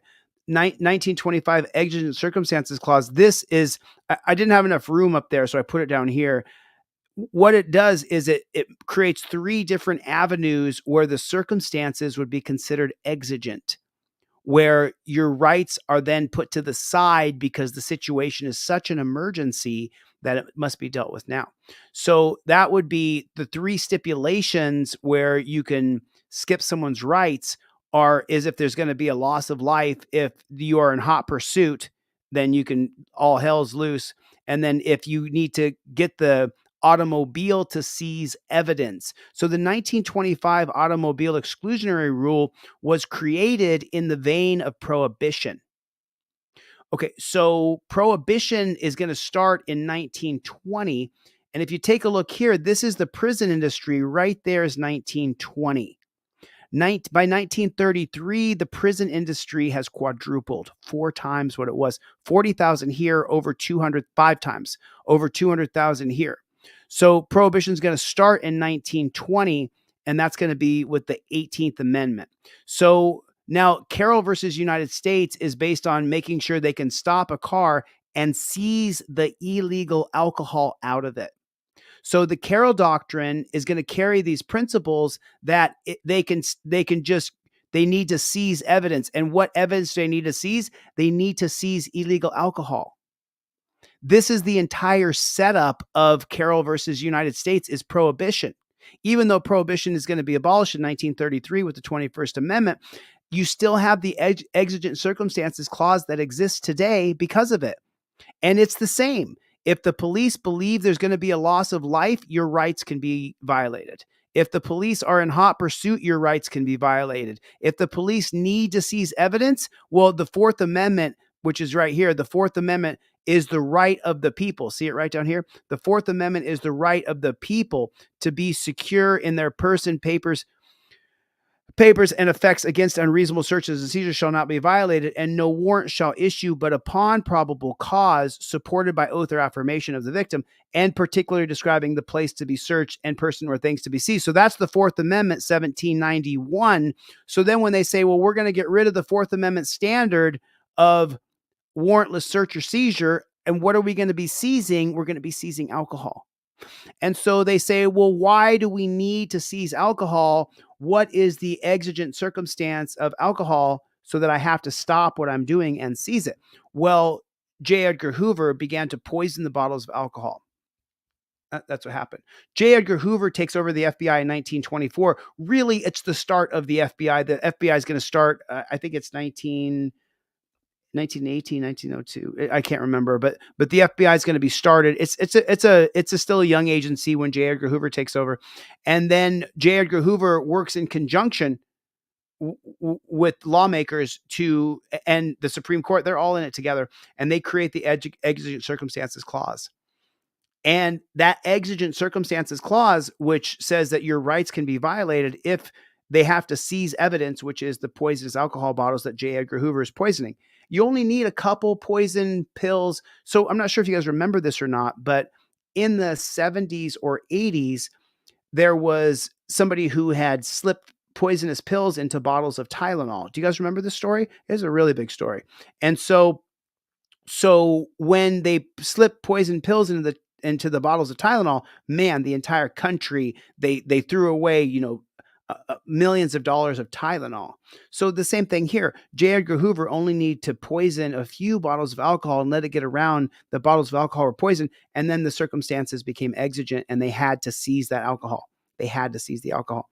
They absolutely had to seize the alcohol. I think Brett Rea. Brett, I'm not sure if you're in here or not, but Brett Rea said, I have a couple of these posters in stock now, the full laminated ones, but I got to get a hold of Brett Rea because I was in Michael Eline's chat earlier and he said that he got a poster. So I'm waiting.